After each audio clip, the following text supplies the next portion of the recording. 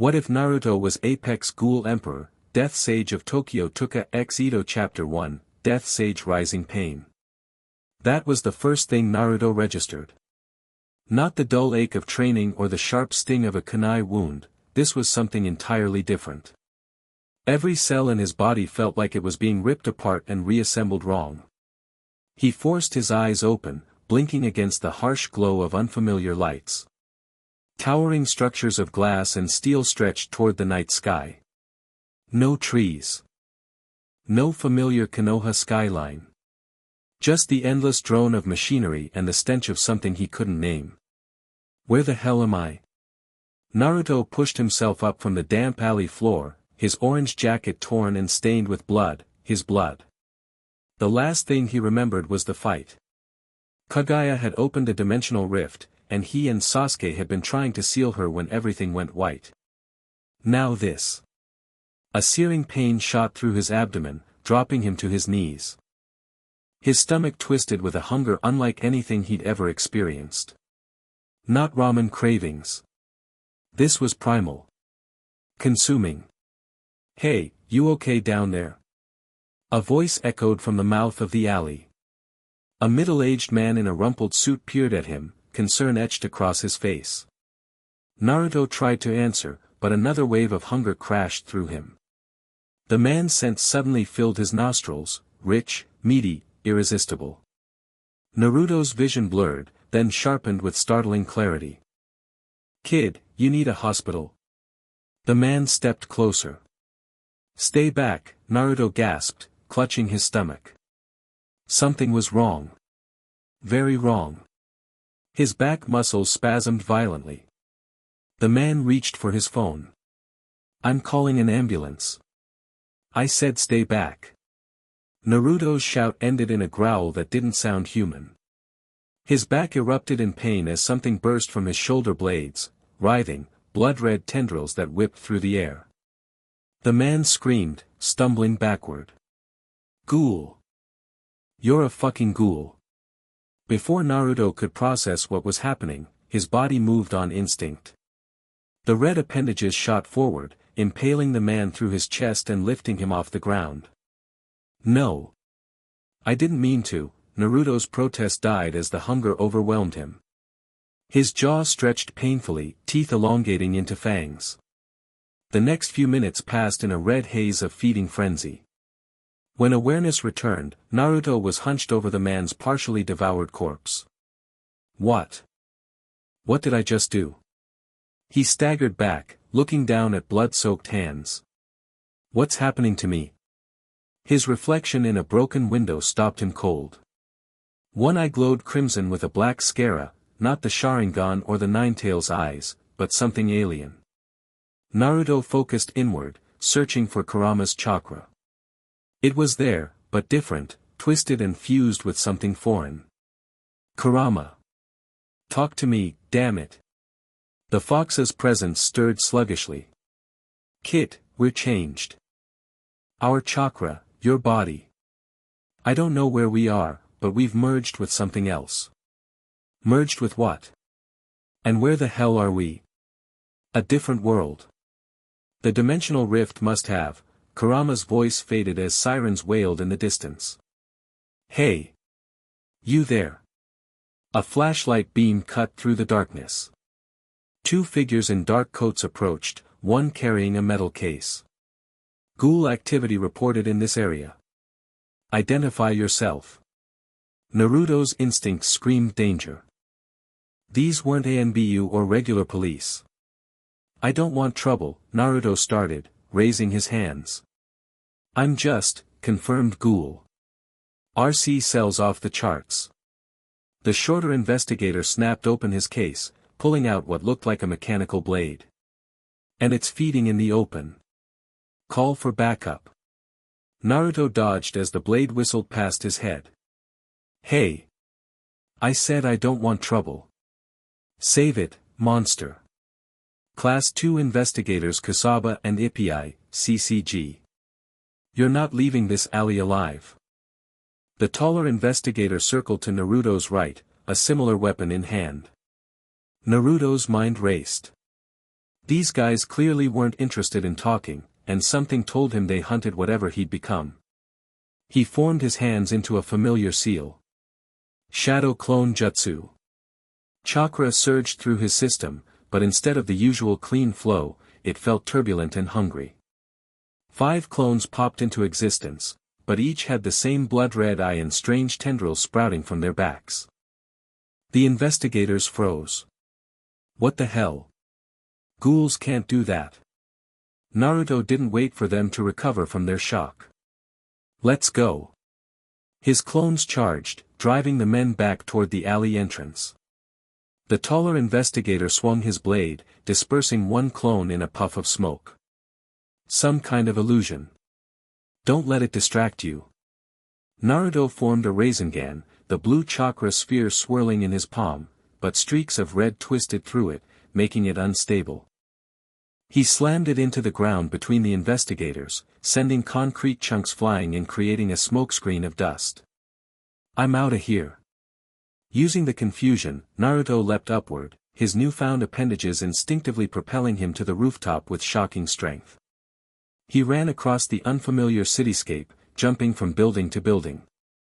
Below, more sirens converged on the alley. Whatever these CCG people were, they took ghoul activity seriously. After putting several blocks between himself and the investigators, Naruto collapsed behind a rooftop water tank, his energy suddenly draining away. Kurama, what's going on with me? He examined the strange red appendages, which were now retracting into his back. Your body is adapting to whatever we've merged with. I sense it feeding on my chakra, and something else. Your hunger for flesh, it's not natural to humans, but it seems necessary here. I killed someone. I ate. Naruto couldn't finish the sentence, dry heaving at the memory. Yet part of him felt satisfied, strengthened by the meal. Kit, we need information. We need to figure out what ghouls are and why these people hunt them. And we need shelter until we understand our situation. Naruto nodded, wiping blood from his mouth. Dawn was approaching, the first hints of light creeping over the endless city. He couldn't be seen like this. In an abandoned building near what appeared to be a shopping district, Naruto found a water pipe and cleaned himself up as best he could. His tattered jacket was beyond saving, so he discarded it in favor of a plain black t-shirt he found in a forgotten locker. Throughout the day, he observed the city from hiding, the strange vehicles, the glowing devices everyone carried, the complete absence of shinobi or any sign of chakra use. Signs and conversations confirmed he was in a place called Tokyo. And he quickly learned what ghouls were. The news broadcasts were full of warnings about these man-eating monsters that looked human but preyed on people. The CCG, Commission of Counter-Ghoul, was apparently a government agency dedicated to hunting them down. Great. I'm stuck in a different world, and I've turned into their public enemy number one. Naruto slumped against a wall, watching crowds flow through a busy intersection below. As night fell again, the hunger returned, not as desperate as before, but insistent. Naruto knew he couldn't risk another feeding like last night. There had to be another way. He made his way through back streets, avoiding the CCG patrols he now recognized. In a quieter district, a coffee shop caught his attention, not because of the coffee, but because of the customers. Something about their scent was different from regular humans. The sign read, Antiku. Through the windows, Naruto saw people chatting normally, drinking coffee. But his enhanced senses detected something off. They smelled like him now, like ghouls. Before he could decide whether to enter, a commotion erupted from a nearby alley. A young woman with short blue hair was confronting 3 larger figures. This is Antiku's feeding ground, Yamori. You know the rules. Rules change, sweetheart. A towering man with bleached hair cracked his knuckle in a deliberate, menacing pattern. Aojirai tree doesn't recognize your little coffee shop's authority anymore. The woman's stance shifted subtly. Last warning. Touka, always so feisty. Yamori nodded to his companions. Show her what Aojirai thinks of warnings. The men charged, their backs erupting with Kagun, the same red appendages Naruto now possessed. But the woman, Touka, was faster. Crystalline wings burst from her shoulders, firing hardened shards that sliced through one attacker's arm. Despite her skill, she was outnumbered. Yamori himself moved with surprising speed for his size, landing a crushing blow that sent her crashing into a dumpster. Naruto didn't think, he jumped into the fray, landing between Touka and her attackers. 3 against 1. Pretty crappy odds. He grinned, forming a shadow clone seal. Let's even things up. 2 clones materialized, charging Yamori's companions while Naruto faced the leader himself. What the hell? Yamori's eyes widened, revealing the same red and black pattern Naruto now possessed. What kind of Kagun is that? The kind that's gonna kick your ass, Naruto shot back, his own Kagun emerging instinctively. Unlike the wing type the woman possessed, his formed 4 fox-like tails that whipped and slashed with startling precision. Yamori was strong, but Naruto's shinobi training gave him an edge. He weaved through attacks, his Kagun blocking blows while his clones dismantled the other attackers. Enough playing around. Yamori's Kagun transformed, hardening into a massive, armored tail that smashed through Naruto's defenses and sent him flying. Naruto crashed into a wall, feeling ribs crack and immediately begin healing. That all you got, Bleachhead? He closed his eyes momentarily, drawing on the natural energy around him. It felt different here, tainted somehow, but still accessible. When he opened his eyes again, orange pigmentation surrounded them, complementing the ghoulish red of his right eye. What was all Yamori managed before Naruto vanished from sight, reappearing instantly behind him. Sage Art, Massive Rasengan. The spiraling chakra orb, now twice its normal size and swirled with red energy, slammed into Yamori's back. The ghoul's body crumpled under the impact, blood spraying as he was driven face-first into the concrete. Naruto stood over the defeated ghoul, breathing heavily as his sage mode faded. The 2 lackeys, seeing their leader beaten, fled into the night. Who the hell are you? Touka had regained her footing, her Kagun wings still extended defensively. Name's Naruto Uzumaki. He turned, offering a hand. And honestly, I have no idea what I am anymore. Touka ignored his hand, her eyes narrowing. You're not like any ghoul I've seen. Those clones, that energy technique, and you just took down Yamori like he was nothing. Yeah, well, yesterday I didn't even know what a ghoul was. Naruto's stomach growled audibly. Though I'm definitely hungry like one now. Something in his expression must have registered with Touka. Her Kagun retracted slightly. You haven't figured out how to feed properly, have you? It wasn't really a question. That's why you reek of fresh blood. Amateur. I didn't ask for this, Naruto said defensively. 1 minute I'm fighting to save my world, the next I wake up here with this. He gestured to his eye and back. Touka studied him for a long moment. Come with me. The manager will want to meet you. Manager? She nodded toward the coffee shop. Antiku isn't just a cafe. It's a safe place for ghouls who don't want to hunt humans indiscriminately. From the look of you, you could use some guidance before the doves turn you into Quinqua steel. Doves? Quinqua? Naruto shook his head. I really am in a different world. Inside Antiku, after closing hours, Naruto met Yoshimura, a gentle-mannered older man with kind eyes that belied a sense of immense power. The cafe was simple but comfortable, with warm lighting and the rich aroma of coffee that, surprisingly, smelled appealing despite Naruto's altered senses. So you appeared in our world yesterday, with no knowledge of ghouls or humans here. Yoshimura set a cup of black coffee before Naruto. Most fascinating. Where I come from, I'm a shinobi, a ninja. Naruto sipped the coffee, finding it oddly satisfying to his ghoul palate. We use chakra for combat techniques. But we're still human, or I was. Your abilities suggest you're something unique, neither fully human nor fully ghoul.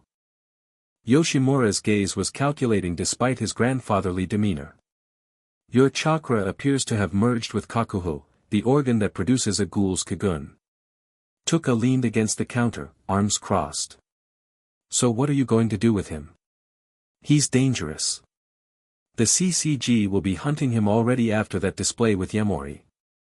I believe Mr. Uzumaki deserves our help. Yoshimura smiled. And in return, perhaps he can help us. These are difficult times for peaceful ghouls. Over the next several hours, Yoshimura explained the reality of Tokyo's ghoul society, how ghouls could only consume human flesh and coffee, their various kagun types, and the constant threat from the CCG's investigators. We at Antiku try to live differently, he explained. We recover the bodies of suicide victims or those who die naturally, sharing the meat so our kind don't need to kill. Like Ghoul social services, Naruto mused. Better than the alternative. The 20th ward has been relatively peaceful due to our influence, Yoshimura continued. But groups like Aojirai Tree threaten that balance. They believe ghouls should rule over humans through fear and power. Naruto thought of Pain, of Madara, of every power-hungry villain he'd faced. Some things never change, no matter what world you're in. Before dawn, Touka showed Naruto to a small room above the cafe, a temporary shelter. Don't make me regret vouching for you, she warned. I'm still not convinced you're not a threat. I'm usually better at making first impressions, Naruto grinned. Give me time. Time's something most ghouls don't have in abundance. With that sobering thought, she left him alone. Over the following weeks, Naruto adapted to his new reality. The food packets Antiku provided satisfied his hunger without requiring him to hunt, though the knowledge of what he was consuming never stopped disturbing him. He learned to control his kakugan, the red ghoul eye, and to use his kagun with precision. His unique hybrid nature gave him advantages other ghouls lacked. He could still use chakra techniques, though they required more concentration and often manifested with ghoulish characteristics. Sage mode proved particularly interesting. When Naruto absorbed natural energy, his ghoul abilities enhanced tremendously, but the balance was precarious. Too much, and he risked transforming into something monstrous beyond even a ghoul's normal capabilities. Touka gradually warmed to him, especially after he helped serve customers in the cafe. His natural charisma and genuine kindness toward both humans and ghouls won over most of the Antiku staff. You're weird, she told him one evening as they closed shop. Most new ghouls are either basket cases or bloodthirsty psychos. You act like this is all some kind of adventure. Where I come from, I was already considered a monster by many, Naruto replied, his expression momentarily serious. But I never let that define me. I won't start now. A month after his arrival, Naruto overheard a conversation between two ghoul customers that changed everything. Those traffickers took 3 more kids from the 24th ward. CCG doesn't care because they're ghoul children. Heard they're selling them to some rich humans. Sick bastards want to study live specimens. That night, Naruto approached Yoshimura. I need to do something about these child traffickers. The manager's expression remained neutral. That would draw attention we can't afford. So we just let kids get taken. I can't accept that. Antiku's priority is maintaining peace in this ward, Yoshimura explained. Vigilante actions endanger everyone. Naruto's eyes hardened. Where I come from, those who abandon their friends are worse than scum. I'm going, with or without your blessing. Yoshimura studied him for a long moment. You remind me of someone, equally stubborn. A faint smile. I can't support this officially. But I won't stop you either. That same night, Naruto tracked down the ghoul who'd mentioned the traffickers. The information led him to an abandoned factory near the docks, now repurposed as a holding facility. He infiltrated using shadow clones as distractions, his shinobi training proving invaluable. Inside, he found 6 children, young ghouls aged between 5 and 12, locked in RC suppressant cages. "I'm getting you out," Naruto promised, working on the locks. "Anyone hurt?" A small girl with matted hair pointed to a boy in the corner. "They keep taking Shiro for tests. He doesn't talk anymore." Rage boiled in Naruto's chest, his Kagun emerging unconsciously. The facility was guarded by both humans and ghouls, mercenaries without allegiance to either side, selling kids to the highest bidder.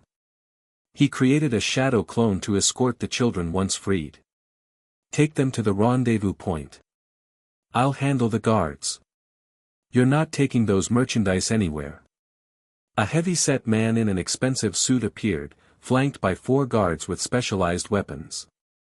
"Do you have any idea what they're worth?" "They're kids, not merchandise." Naruto's Kagun lashed behind him, his right eye blazing crimson. "And I'm giving you one chance to walk away."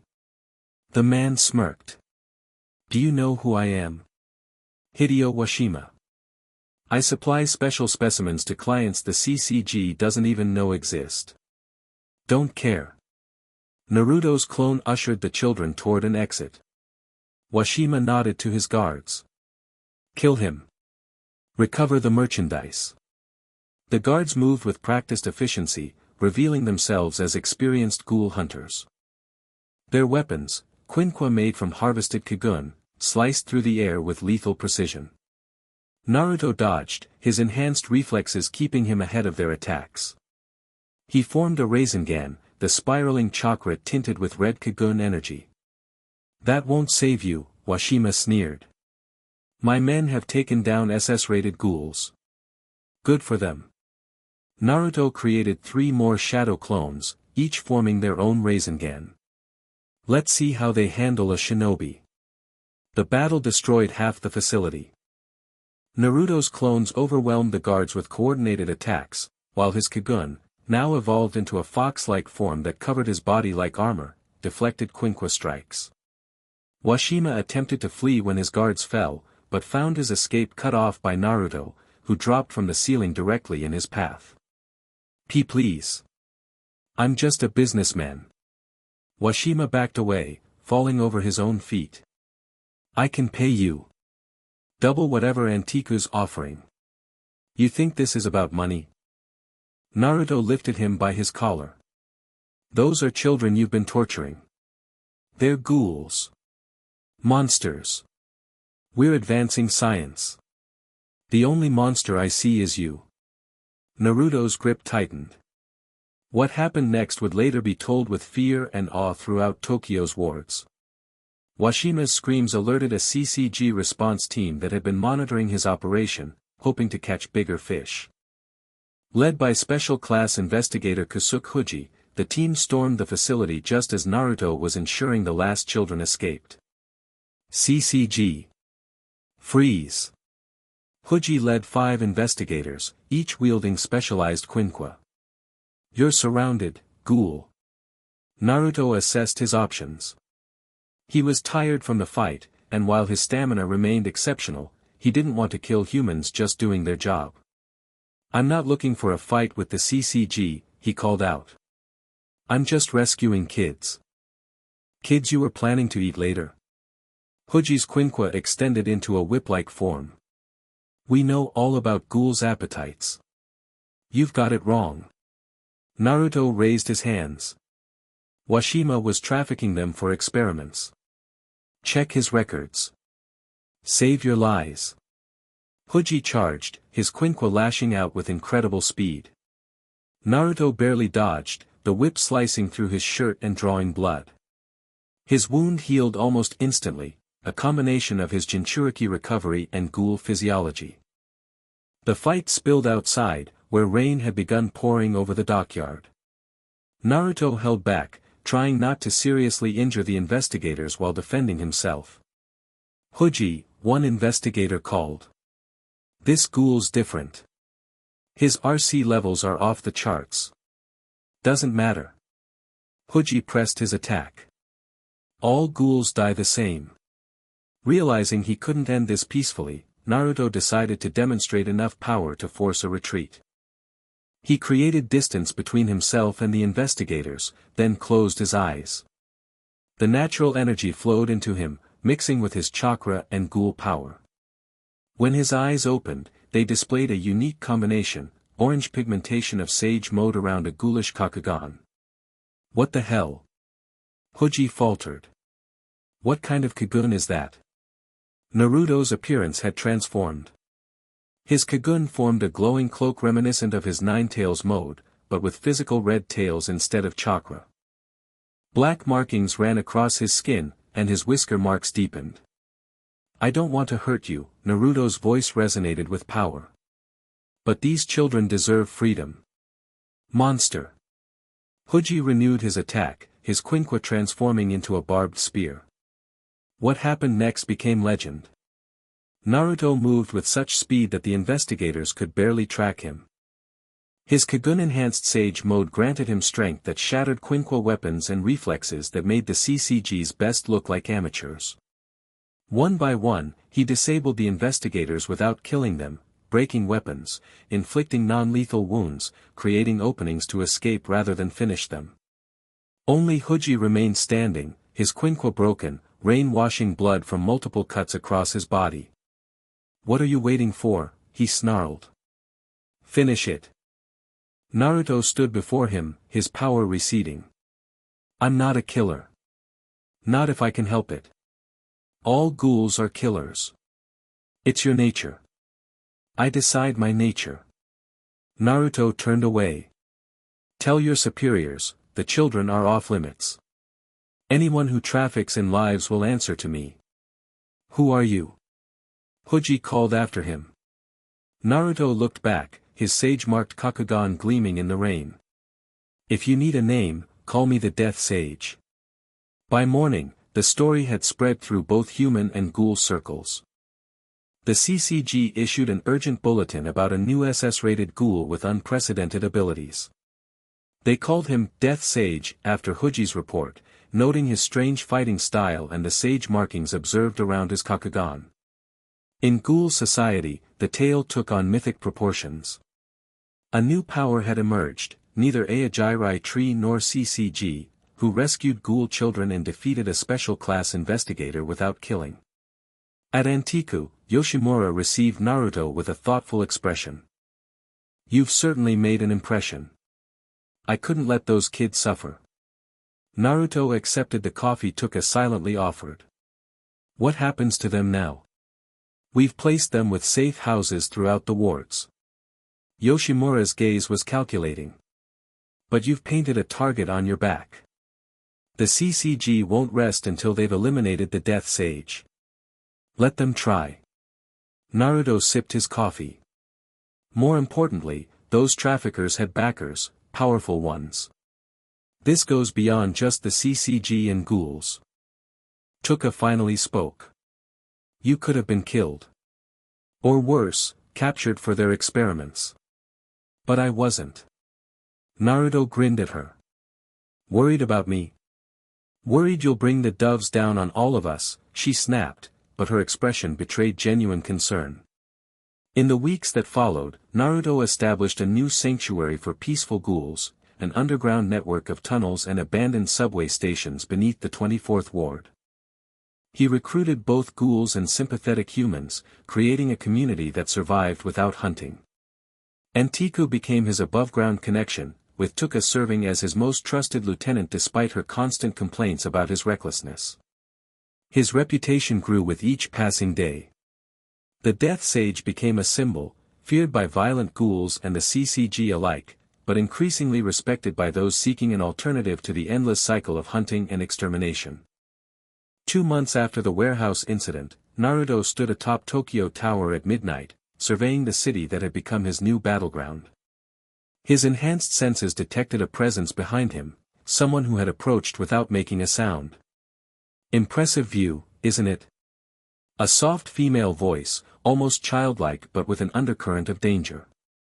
Tokyo has no idea what's coming. Naruto turned to face a petite figure wrapped in bandages, only one eye visible through the wrappings.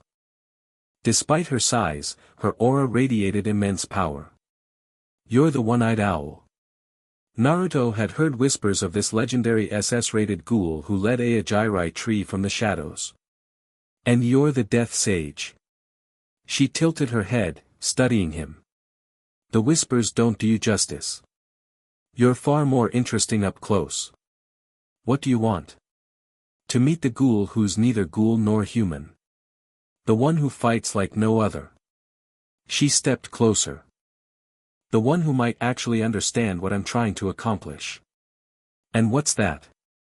Her single visible eye curved in what might have been a smile beneath the bandages. Revolution, Death Sage. The world is about to change. I'm simply curious whether you'll be an asset to that change, or an obstacle to be removed. I'm not interested in being anyone's asset. No. She moved with sudden speed, appearing directly before him. Then perhaps we're destined to be enemies. Though that would be such a waste. Before Naruto could react, she pressed something into his hand, a book with the author name, Sen Takatsuki, on the cover. Read it. You might find it illuminating. Her eye gleamed with amusement. Until we meet again, Death Sage. She stepped backward off the tower, her cocoon unfurling into massive, owl-like wings that carried her away into the night. Naruto watched her disappear, the book heavy in his hand. Something told him Tokyo's fragile balance had just shifted irrevocably. The Death Sage had made his mark on this new world, but the game was only beginning. As dawn broke over the horizon, Naruto made a decision. If this world insisted on calling him a monster, he would redefine what that meant, just as he had once changed how Konoha saw its Jinchuriki. Whether as Naruto Uzumaki or the Death Sage, he would forge a new path for both humans and ghouls. And neither the CCG nor Aojirai tree would stop him. The Death Sage's legend was just beginning. Chapter 2, Crimson Alliance. 6 months could change everything. Naruto stood at the edge of the underground chamber, watching his people move through the sprawling complex beneath Tokyo's 24th ward. What had started as a desperate refuge had transformed into something extraordinary, a hidden city where humans and ghouls lived side by side. Admiring your kingdom, O mighty Death Sage. Touka's sardonic voice cut through his thoughts as she approached, her blue hair now grown past her shoulders. Not a kingdom. Just a sanctuary. Naruto turned to her with a grin. The council meeting starts in 10 minutes. Gonna lecture me about being late to my own meeting again? Would it make any difference? She crossed her arms, but the ghost of a smile played at her lips. 6 months of working together had softened her sharp edges, at least toward him. They walked together through the renovated subway tunnels, now lined with salvaged lights and makeshift homes. Children, both human and ghoul, raced past them, playing a game of tag without fear or prejudice. The food supplies from Antiku are running low again, Touka reported. We've got nearly 300 ghouls to feed now, and Yoshimura's network is stretched thin. The morgue contacts I established in the 20th and 22nd wards should help. Naruto nodded to a group of ghouls working to reinforce a wall. How's the new security system coming? Almost operational. Hinami's got a talent for electronics we never knew about. Touka's expression darkened slightly. But the CCG's been more active lately. Their patrols are getting closer. The council chamber was a converted subway station platform, with a circular table fashioned from salvaged materials. 5 chairs surrounded it, 3 for ghouls, 1 for human representatives, and 1 for Naruto, who bridged both worlds. Yoshimura was already there, his serene demeanor unchanged despite the growing tensions above ground. Beside him sat Itori, a ghoul from the 14th ward who joined their movement after Naruto saved her from CCG extermination. The human representative, Dr. Akihiro Kano, was a recent and controversial addition. The middle-aged physician had approached Naruto 3 months ago, claiming to sympathize with their cause after witnessing CCG atrocities firsthand. Let's get started, Naruto said as he took his seat. Kano, what's the latest from the human side? The doctor adjusted his glasses. Concerning news. The CCG has received new funding for an operation they're calling Cleansing Fire. My contacts couldn't get specifics, but it appears to target the 24th Ward specifically. They're coming for us, Itori said, twirling a strand of red hair. About time. I was getting bored. This isn't a game, Touka snapped. We've got children here. Which is precisely why we must take this threat seriously, Yoshimura intervened smoothly. Naruto, what do you propose? All eyes turned to him. 6 months ago, he'd been lost in this strange world. Now these people, humans and ghouls, look to him for leadership. For protection. For hope. We've prepared for this, Naruto said firmly. The outer tunnels are rigged with sensors and traps. The evacuation routes to the 23rd Ward are clear. But we're not running. You want to fight the CCG directly? Yoshimura's tone was cautious. Not if we can avoid it. Naruto leaned forward. But they need to understand we aren't just monsters to be exterminated. We'll defend our home, but I want to show them we're not what they think we are. Kanuk cleared his throat. The CCG doesn't negotiate with ghouls. Their mandate is extermination, not understanding. Then we change their mandate. Naruto's eyes hardened with determination. I need more information on this operation. Itori, your contacts in the human nightlife? She grinned. Consider it done. I'll pump a few dove livers tonight, figuratively speaking, of course. Touka, double the patrols but maintain our non-aggression policy. No preemptive strikes. She nodded, though her expression suggested she didn't fully agree. Yoshimura, we need to accelerate food distribution. No one here should be hungry enough to hunt. I'll speak with Yomo about expanding our collection territory, the older ghoul agreed. And Kanu, I need you to prepare the medical facilities for potential casualties. The doctor inclined his head. Of course. Though I hope my services won't be needed. As the meeting concluded, Touka remained behind, waiting until the others left before speaking. You really think we can avoid bloodshed? The CCG won't stop until we're all dead. Maybe not all of them.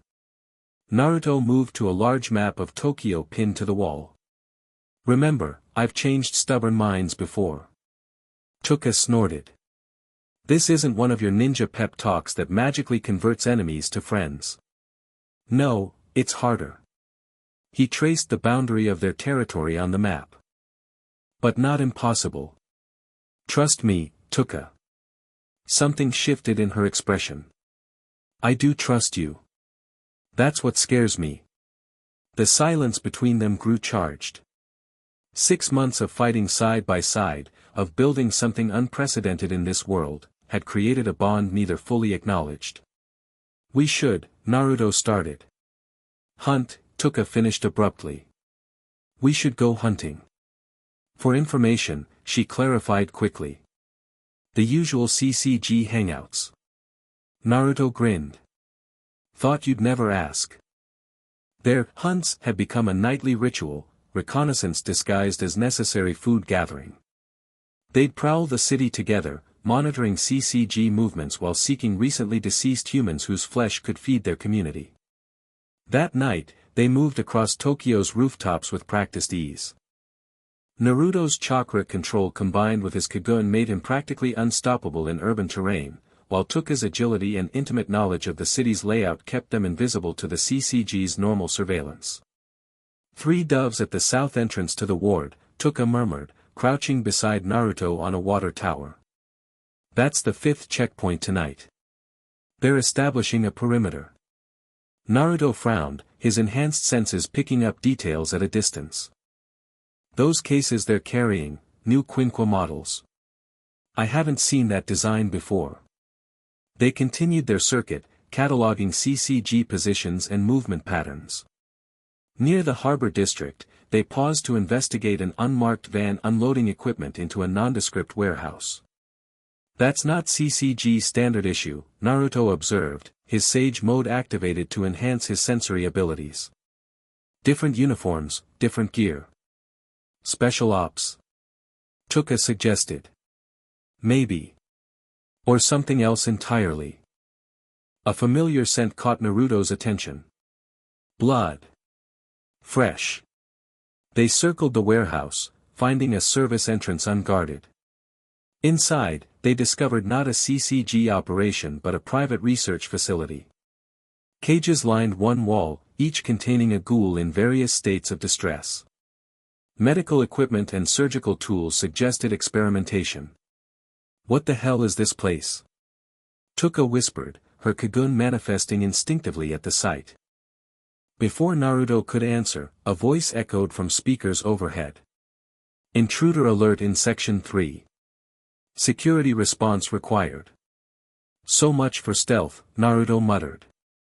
We need to free these ghouls and get out. Armed guards flooded into the chamber, humans with military-grade weapons and what appeared to be quinqua modifications. Take them alive, ordered a commanding voice. The female is expendable, but the male matches Project Sage parameters. Naruto's eyes narrowed. Project Sage. They knew about him specifically. The battle erupted with chaotic intensity. Naruto created shadow clones to engage the guards while he and Touka worked to free the captives. Most were too weak to fight, their bodies emaciated from RC cell suppression drugs. Get them to the exit, Naruto instructed a clone as Touka covered their retreat. Behind you, she shouted suddenly. Naruto turned just as a massive Kagun whipped toward him, but not from a ghoul. One of the guards had partially transformed, his arm elongating into a red, tentacle-like appendage. What the hell? Naruto barely dodged the attack. Humans don't have Kagun. More guards revealed similar partial transformations, Kagun-like growths emerging from arms, legs, backs. Yet they retained human faces and coordination. Artificial ghoul soldiers, Touka realized, firing crystallized shards from her Kaku Kagun. They're creating hybrids. The fight intensified as the hybrids proved faster and stronger than normal humans, though less powerful than full ghouls. What they lacked in raw strength they made up for in military precision and teamwork. Naruto switched tactics, forming a Rasengan with ghoulish red energy swirling within its blue core. Touka. Get down. He slammed the explosive technique into the floor, creating a shockwave that knocked the hybrid soldiers off their feet. They used the opening to reach the central control room, where Naruto's clone reported finding research data. Screens displayed biological information, comparing normal ghoul physiology to something labeled V specimens. Download everything, Naruto ordered, keeping watch at the door as Touka's fingers flew across the keyboard. Almost got it, wait. She froze, staring at one particular file. Naruto, look at this. The screen showed a list of test subjects, complete with photographs. Among them was a face Touka clearly recognized, a young woman with short light-colored hair and a gentle smile. Yuriko? Touka's voice cracked. That's my friend. My human friend from school. Why is she here? Acquisition date, 3 days ago, Naruto read over her shoulder. Location, 20th Ward Kami University. They took her. Touka's hands trembled with rage. Those bastards took Yuriko. Alarms blared as more security forces converged on their position. Naruto created additional clones to secure their escape route. We need to go, now. He grabbed the data drive Touka had been filling.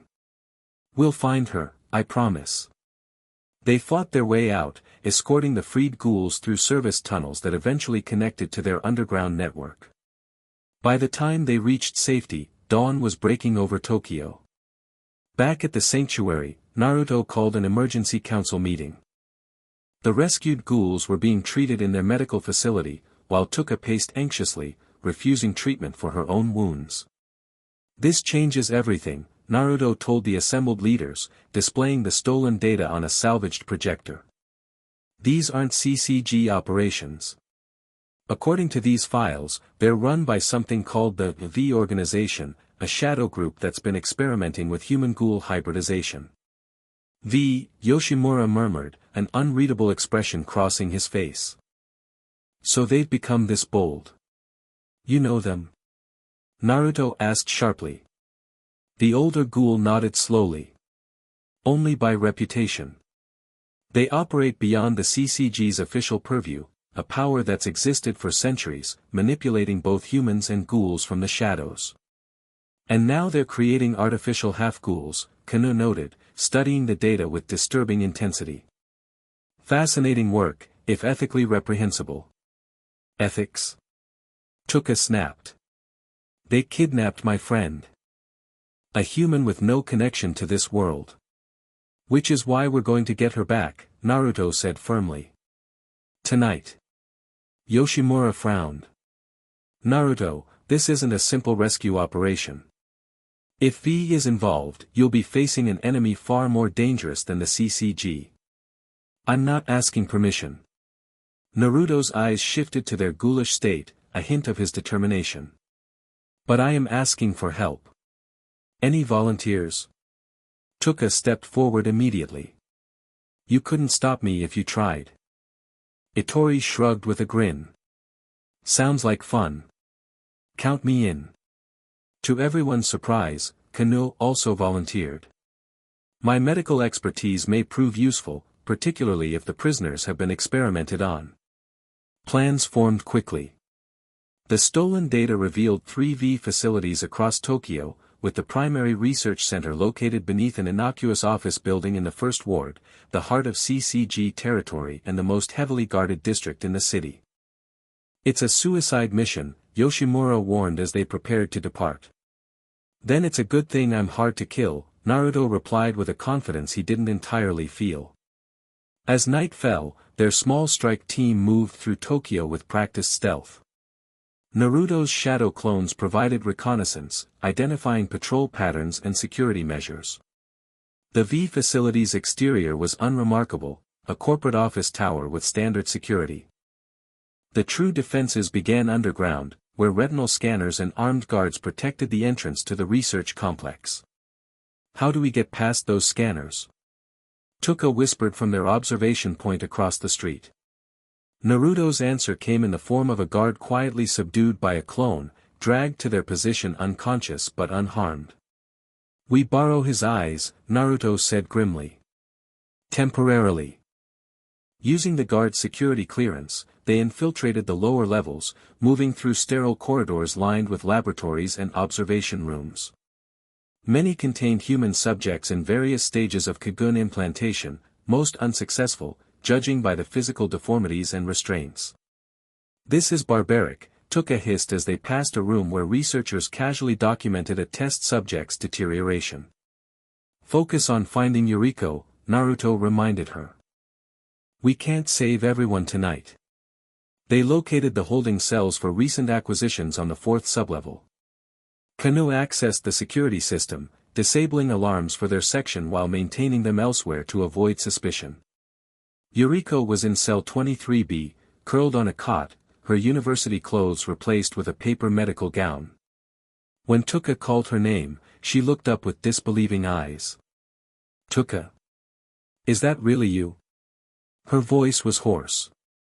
They told me I was selected for a special research program, but they won't let me leave. They've been taking blood samples, tissue samples. We're getting you out, Touka promised, as Naruto worked on the electronic lock. The door slid open, and Touka rushed to embrace her friend. Yuriko clung to her, trembling. There are others, Yuriko whispered. Down the hall. Students like me. Naruto met Touka's eyes over Yuriko's shoulder. The unspoken question passed between them, stick to the plan or expand the mission. Create a distraction on the upper levels, Naruto decided, forming the hand sign for shadow clones. We're taking everyone. 20 clones transformed the precise extraction into a chaotic prison break. Alarms blared as the clones engaged security forces on multiple floors, drawing attention away from the holding cells. They freed 16 captives in total, all university students selected for their specific genetic markers, according to the charts outside their cells. Move to extraction point B, Naruto ordered as they guided the confused, frightened students toward the emergency stairwell. Itori, take point. Kanu, stay with the civilians. The escape was going smoothly, too smoothly. As they reached the second sublevel, the lights suddenly cut out, replaced by pulsing red emergency beacons. Lockdown initiated, announced a mechanical voice over the PA system. All personnel evacuate. RC gas deployment in 3 minutes. RC gas, one of the students panicked. What's happening? Keep moving, Naruto urged, creating more clones to guide them. We're almost out. The main exit loomed ahead, its massive doors beginning to seal automatically. Naruto and Touka held them open with their kaguns while the others rushed through. That's the last of them, Touka called as Kanu ushered the final student through the gap. Just as they prepared to follow, a new presence appeared in the darkened corridor behind them, a small figure wrapped in bandages, radiating immense power. Well, well. The Death Sage, raiding V's precious facility. The one-eyed owl's voice carried a note of amusement. How fortuitous our paths cross again. You. Naruto tensed, positioning himself between the owl and the others. What are you doing here? The same as you, I imagine. Her single visible eye gleamed through the bandages. Disrupting V's operations serves my interests. Though I must say, your methods lack finality. With a casual gesture, her massive kagun erupted, an Okaku type that dwarfed Touka's in both size and complexity. It lashed out, not at Naruto's group but at the support columns lining the corridor. What are you doing? Naruto demanded as chunks of concrete crashed around them. Ensuring V cannot continue their work here. The owl tilted her head. You rescue the sheep. I slaughter the shepherds. Different methods, same goal. More explosions rocked the facility as the owl's destruction spread, setting off chain reactions in the laboratories. Get the civilians to safety, Naruto told Touka.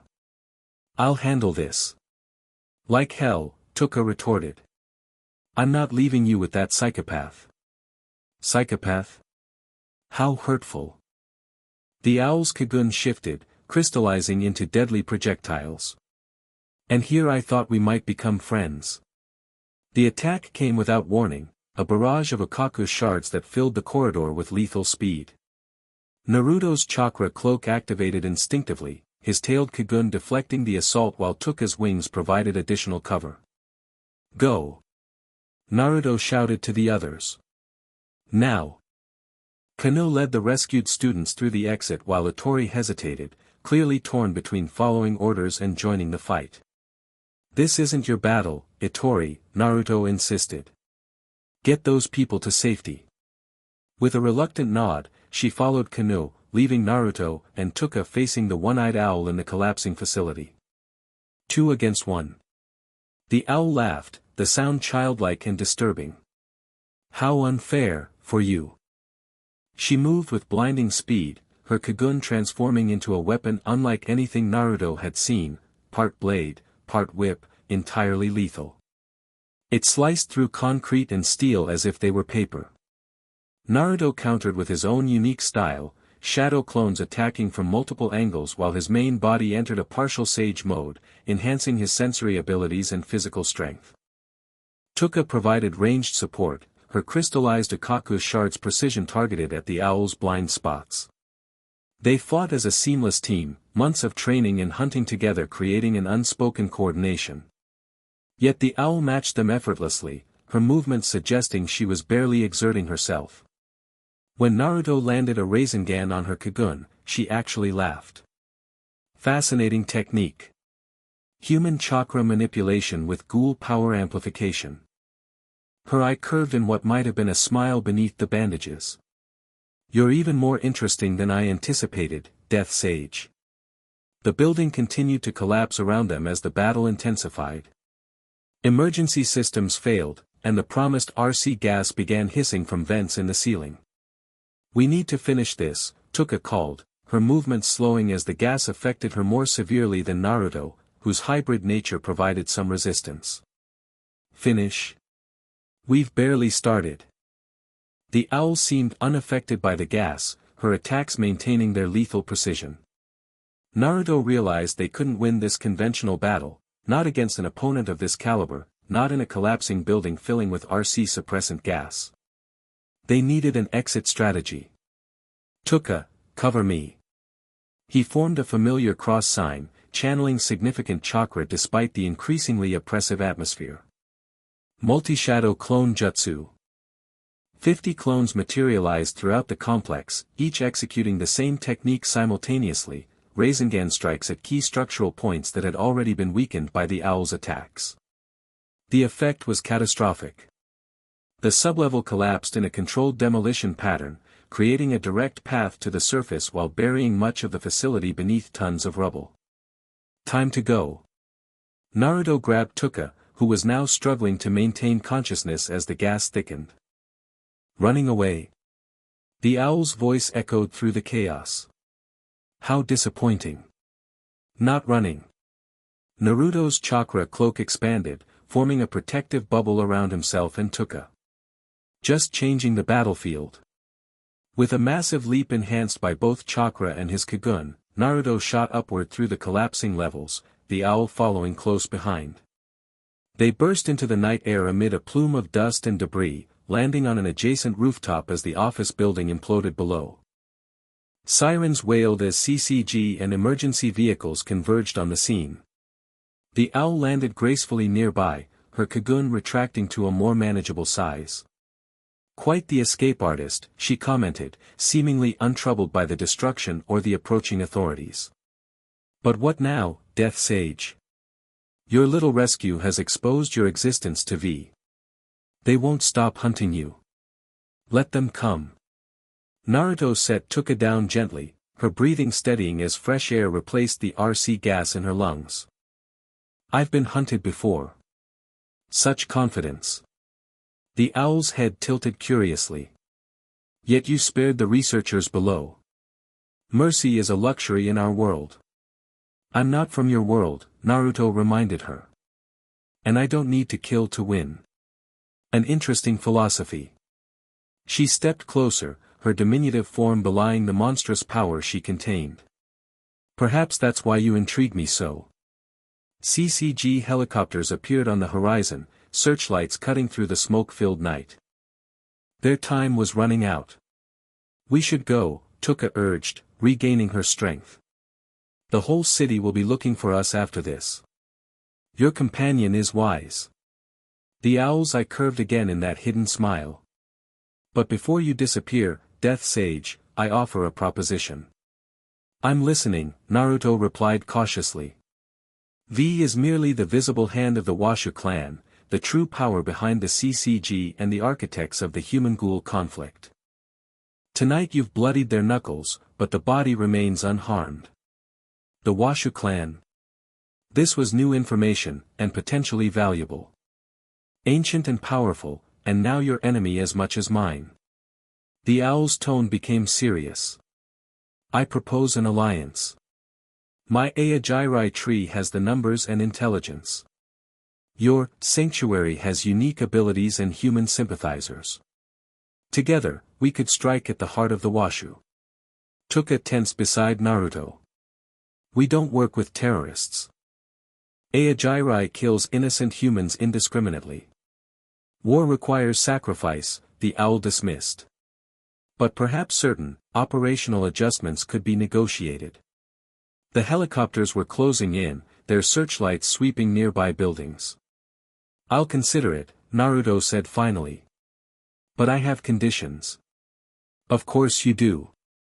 The owl's Kagun unfurled into massive wings. We'll speak again soon, Death Sage. For now, I suggest we all make ourselves scarce. She launched into the night sky, quickly disappearing among Tokyo's glittering towers. You can't seriously be considering working with her, Touka said as they made their own escape, moving swiftly across rooftops toward the 24th ward. A Ajirai tree represents everything we're fighting against. Sometimes you need to work with difficult allies against a greater threat. Naruto's expression was troubled. If what she said about the Washu clan is true, we're facing something bigger than we realized.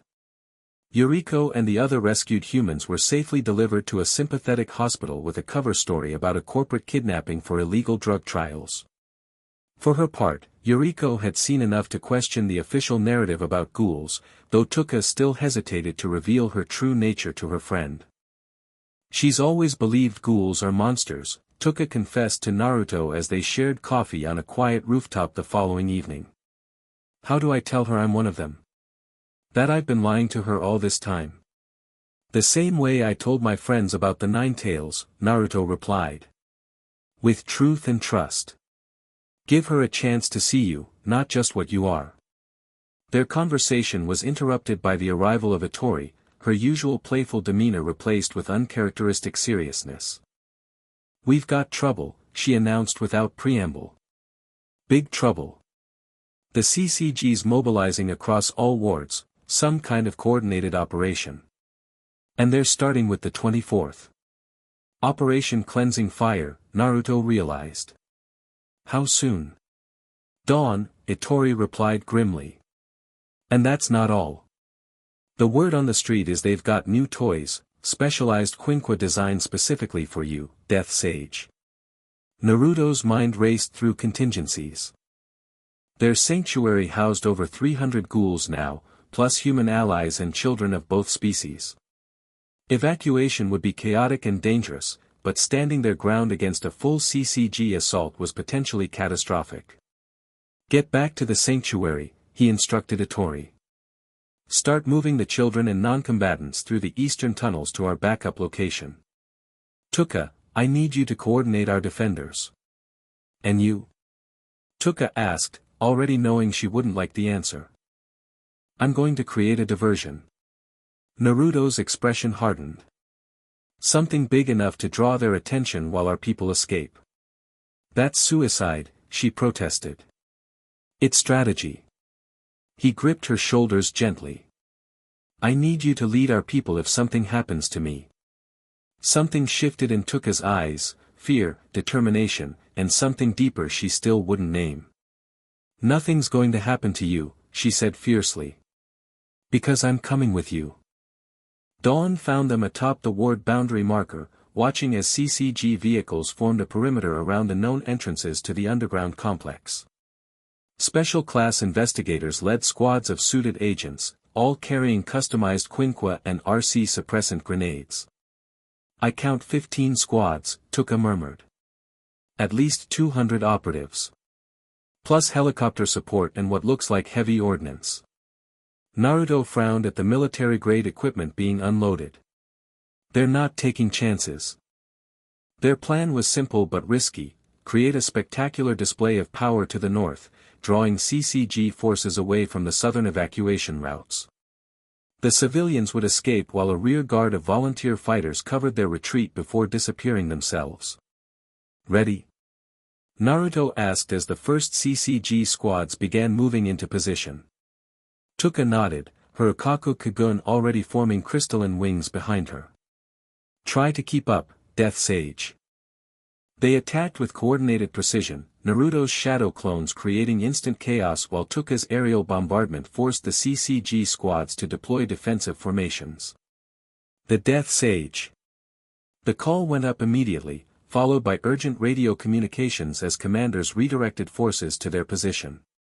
Naruto deliberately showcased his most visually impressive techniques, creating a spectacle that demanded attention. His chakra-enhanced Kagun formed a glowing cloak reminiscent of the Nine Tails, while his Sage mode gave him the sensory awareness to avoid lethal counterattacks. The CCG responded with expected force, deploying their specialized anti-Sage quinqua, weapons designed to counter his unique abilities based on previous encounters. These new models could disrupt his chakra flow and had surprising resistance to his Kagun attacks. They've done their homework, Naruto grunted as a whip-like quinqua nearly caught him, its edge slicing through his chakra cloak with concerning ease. Less talking, more running. Touka called, providing covering fire as they executed a strategic retreat, drawing the CCG forces further from the evacuation routes. For 2 hours, they led the CCG on a destructive chase across the ward, engaging just enough to maintain pursuit without becoming trapped. Reports coming through their communications devices confirmed the evacuation was proceeding. 3/4 of their people had already reached safety. "We've done enough," Touka urged as they paused briefly on a water tower. "We should extract now." Naruto was about to agree when a new presence entered the battlefield, a figure he recognized from intelligence briefings but had never encountered personally. Kishu Arima, the CCG's legendary Reaper, stood calmly amid the chaos. His white coat unmarked, his quinqua, a simple-looking weapon called IXA, held loosely at his side. The White Reaper, Touka breathed, a hint of fear coloring her voice. "Naruto, we need to go. Now." "Too late," Naruto replied as Arima's gaze locked onto their position with unsettling precision. The attack came with blinding speed, a thrust that somehow extended well beyond the quinqua's apparent length, piercing the water tower's base and sending it toppling. They barely escaped, separating in the process as Arima pressed his attack with mechanical efficiency. Unlike other investigators who fought with emotion or bravado, Arima moved like a programmed machine, each strike calculated for maximum effect. "Fall back to extraction point C," Naruto called to Touka. "I'll keep him busy." "I'm not leaving you with him," she protested, firing a barrage of crystallized shards that Arima deflected without apparent effort. "That wasn't a request." Naruto created a dozen shadow clones, each attacking from different angles while he prepared a specialized technique. Arima eliminated the clones with disturbing ease, his movements so fast they appeared almost casual. When he spoke, his voice was as emotionless as his fighting style. Unusual Kagun manifestation. Multiple simultaneous deployments. Chakra manipulation capabilities. He adjusted his glasses calmly. Subject matches V's Project Sage parameters. That caught Naruto's attention. "You know about Project Sage? You're working with V. The CCG addresses all threats to humanity." Arima's response revealed nothing as he shifted his quinqua to a different configuration. "Your hybridization presents valuable research opportunities. Surrender is recommended." "Not happening." Naruto completed his technique, a Rasengan variation he'd been developing that combined wind-nature chakra with his Kagun's properties. The resulting attack resembled a shuriken made of swirling chakra and blood-red Kagun energy. When he launched it at Arima, it split into multiple projectiles, each homing in on the investigator with unnatural precision. For the first time, Arima was forced to retreat, his quinqua transforming to create a shield-like barrier. 2 of the projectiles penetrated this defense, one grazing his arm and drawing blood, the first injury anyone had seen inflicted on the White Reaper in years. The momentary advantage allowed Naruto and Touka to break away, using the urban terrain to lose pursuit as they headed for their extraction point, an abandoned subway entrance that connected to their emergency tunnels. "That was too close," Touka said as they descended into the darkness. "He's not human. No one moves like that." "He knew about Project Sage," Naruto replied, his mind racing. "The CCG and V are definitely connected." They reached the sanctuary to find it nearly empty, the evacuation in its final stages. Yoshimura coordinated the last groups while Itori secured their digital systems, erasing evidence of their next location. "The children and non-combatants are safely away," Yoshimura reported. "We've suffered minimal casualties, thanks to your diversion." "We need to move," Naruto urged. "Arima's involved now. He won't stop until he finds this place."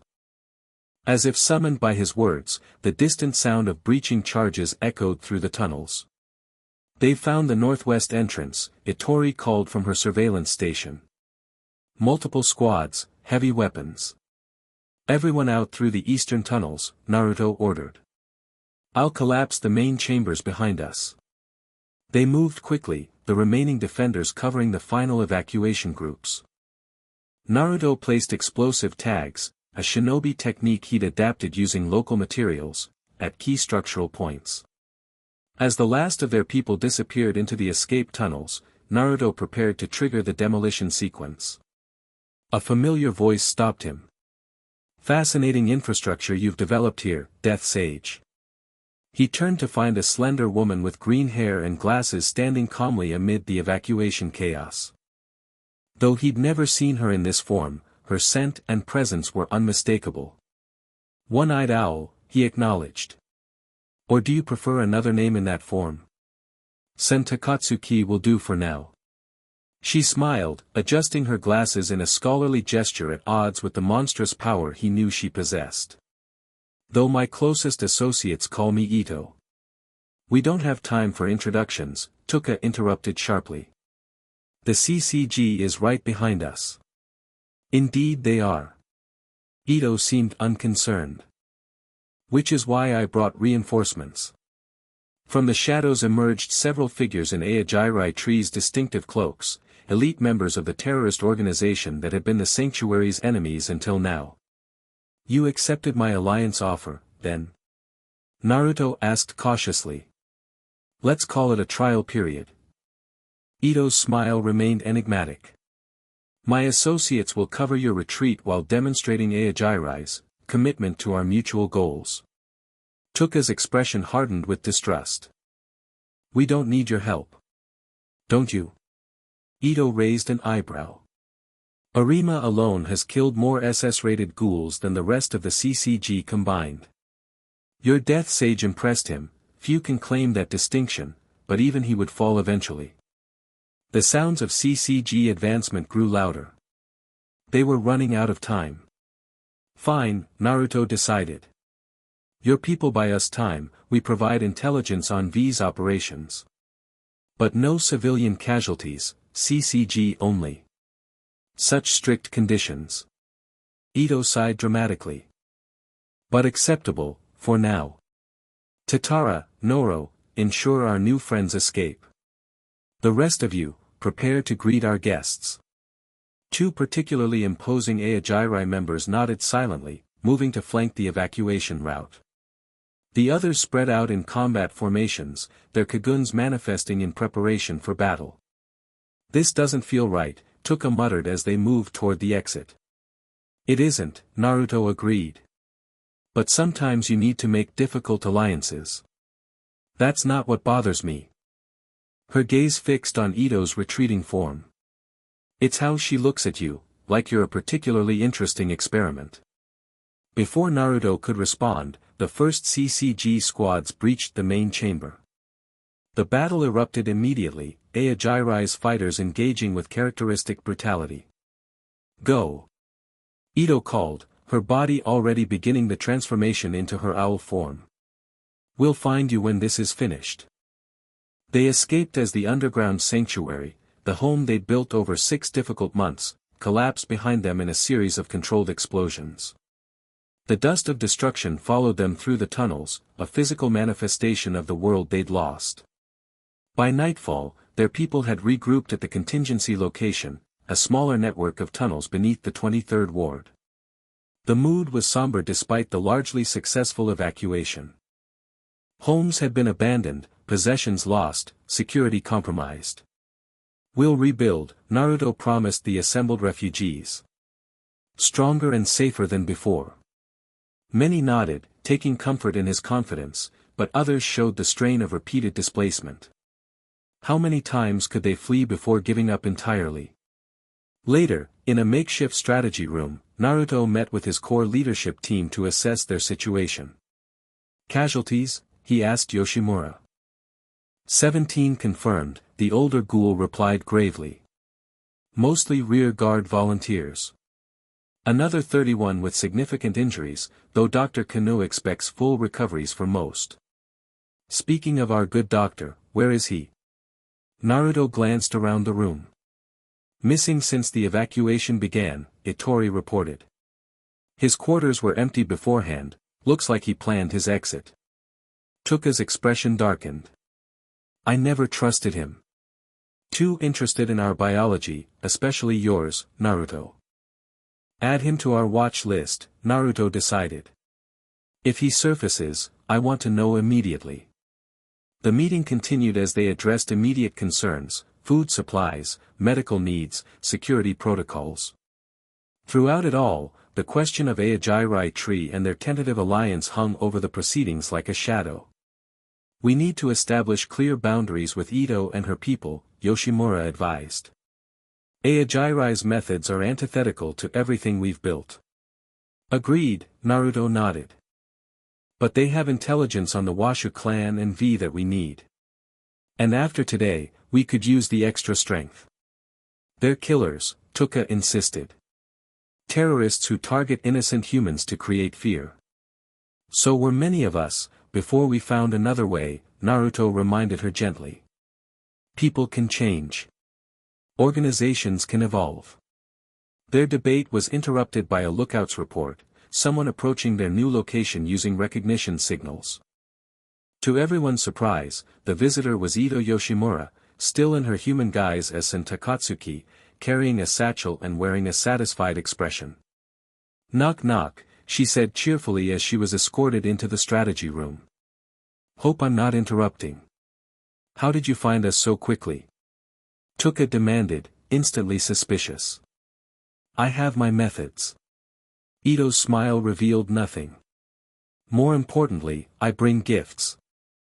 She opened the satchel, spreading its contents across the table, CCG identification cards, classified documents, and what appeared to be a specialized quinqua in compact form.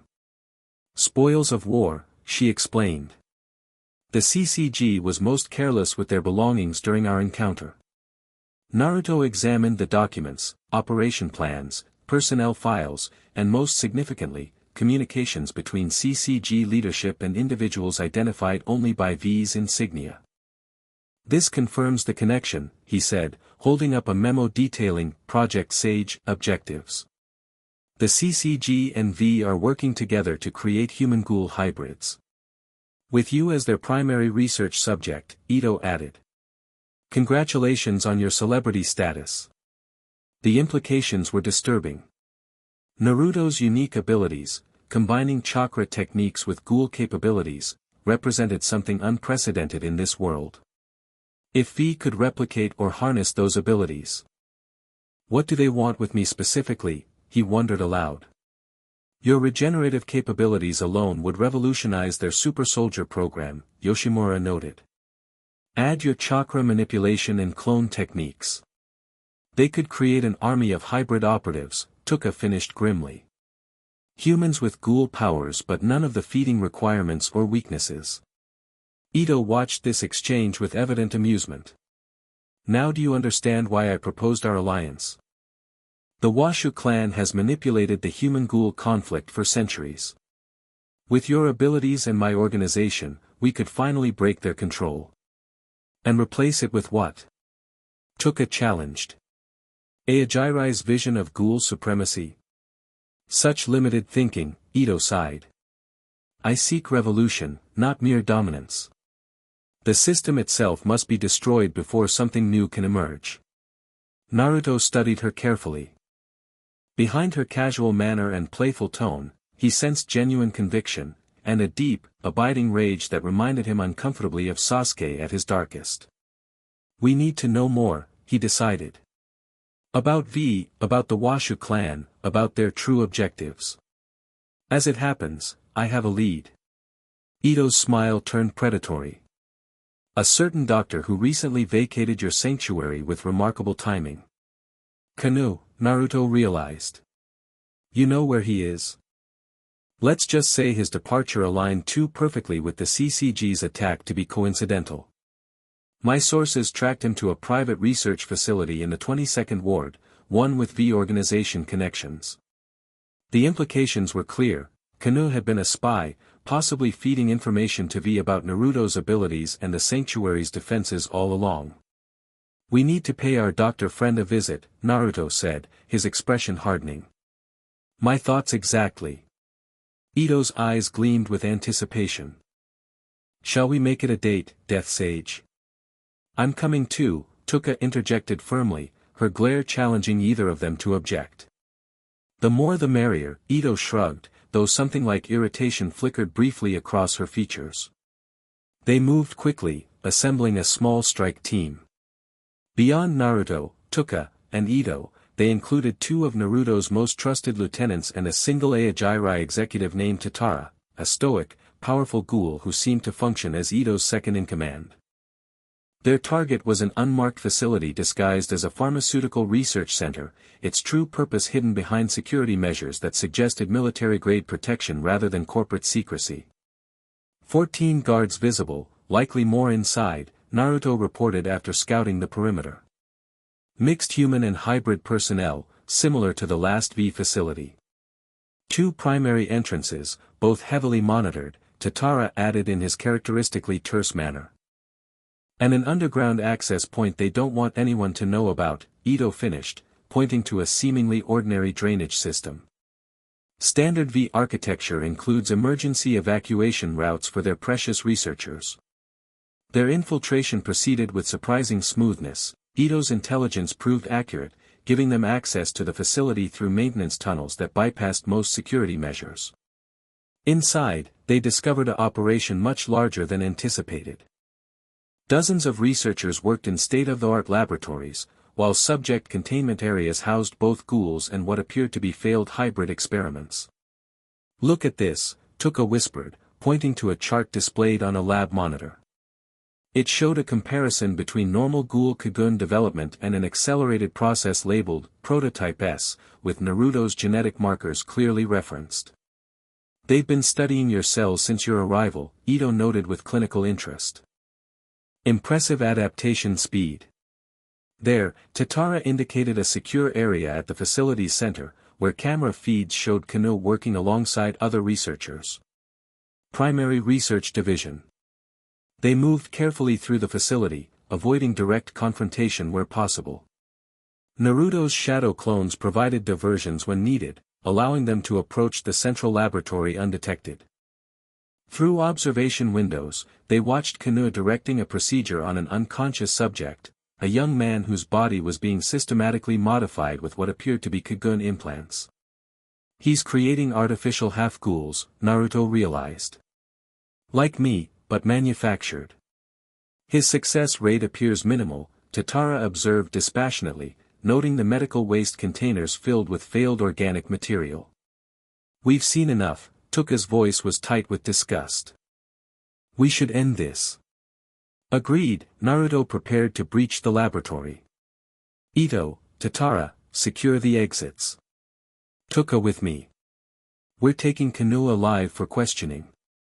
The raid on the laboratory triggered immediate alarms. Security forces converged, but found themselves outmatched by the combined might of the Death Sage, Aojirai's executives, and Touka's precision attacks. They cornered Kano in his private office as he was frantically destroying research data. "Naruto." He greeted with forced joviality, as if they were still allies. "I can explain everything. Save it."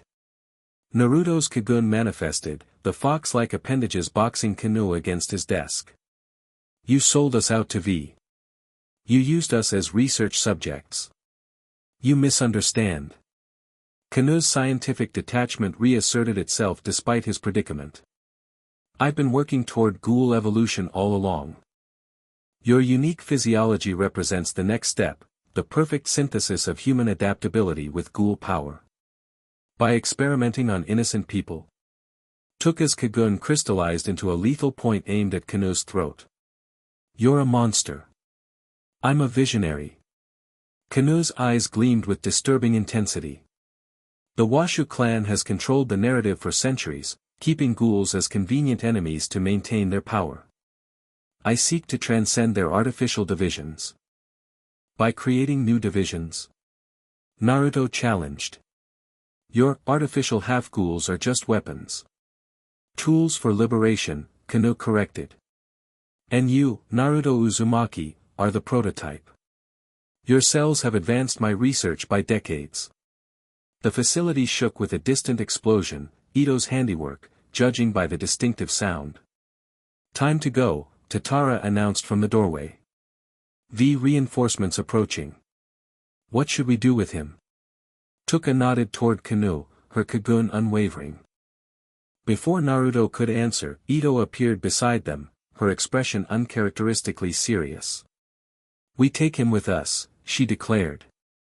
His research, reprehensible as his methods may be, could be useful. To create more weapons? Naruto questioned. To understand what they're doing to you, she countered.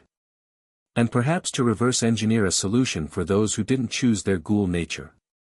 It was the first hint of something beyond destructive revolution in her agenda, something almost hopeful. Naruto studied her, wondering how much was manipulation and how much genuine conviction. We'll take him, he decided. But he answers to us, not Aojirai. And his research continues only under strict ethical guidelines. Ethics are a luxury, Ito started, but Naruto cut her off. Non-negotiable. We're not becoming what we're fighting against. Something shifted in Ito's expression, respect, perhaps, or simply recalculation. Very well, Death Sage. Your prisoner, your rules. For now. They escaped as V security forces and CCG reinforcements converged on the facility, taking with them both Kano and as much research data as they could salvage. The strike had been successful beyond expectations, yielding not just intelligence on Project Sage but insights into V's entire operation. Back at their new sanctuary, Kano was secured in a makeshift cell while they processed the information obtained.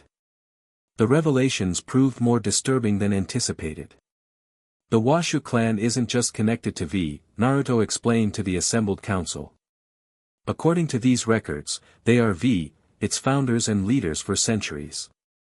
And they're not human. What do you mean, not human? Ittori questioned. There's something else entirely. Naruto displayed genetic data recovered from Kano's files. Neither human nor ghoul, but an ancient bloodline that predates both. They've been orchestrating the conflict between species to maintain their control. To what end? Yoshimura asked, his expression troubled. Population management, primarily, Ito interjected. She had remained for the debriefing, much to some council members' discomfort. Humans breed quickly. Ghouls feed on humans. The Washu used the CCG to control ghoul numbers while allowing enough predation to keep human population in check. That's insane, Touka protested. You're talking about farming humans like cattle. From the perspective of beings who've lived for centuries, perhaps millennia. Ito shrugged. It's simply ecosystem management. The implications settled heavily over the room. If true, it transformed their understanding of the conflict they'd been fighting. There's more, Naruto continued reluctantly. Kano's notes reference something called the original king, apparently a Washu ancestor with connections to some kind of garden underground. The 24th Ward underground city, Yoshimura murmured. There have always been rumors. It gets stranger, Naruto pulled up another file. There are references to dimensional pathways and research into what they call crossing thresholds, with specific mention of my arrival. They knew you were coming. Touka's eyes widened. Not exactly. Naruto frowned at the data. But they've been monitoring dimensional anomalies. When I appeared, they detected it immediately. That's why they've been so focused on capturing me. I'm proof that their theories about other worlds are correct. The council meeting dissolved into heated debate about next steps. The alliance with Aojirai remained controversial, but the scale of the threat posed by V and the Washu clan made strange bedfellows necessary. Later, as Naruto stood alone on a balcony overlooking their new territory, Touka joined him, offering a cup of coffee. Hell of a day, she said simply. Hell of a 6 months, he corrected with a tired smile. Sometimes I still expect to wake up back in Konoha. Do you want to? Her question was casual, but her eyes watched him intently. Go back, I mean. If the Washu really do have dimensional technology. Naruto considered the question seriously. 6 months ago, I'd have said yes without hesitation. Now. He looked out over the city lights. I've made commitments here. To our people. To this fight. To me. The words slipped out before Touka could stop them. The silence between them vibrated with unspoken feelings, a connection that had grown from reluctant alliance to something neither was quite ready to name. Yeah, he admitted finally. To you too. She moved closer, their shoulders touching as they watched the night sky together. It wasn't a declaration or a promise, just an acknowledgement of what they both already knew. The moment was interrupted by the arrival of Ito, who approached with characteristic disregard for privacy. How domestic, she observed with a smirk. The Death Sage and his faithful lieutenant sharing a quiet moment amid revolution. Touka stiffened. What do you want? To continue our earlier conversation.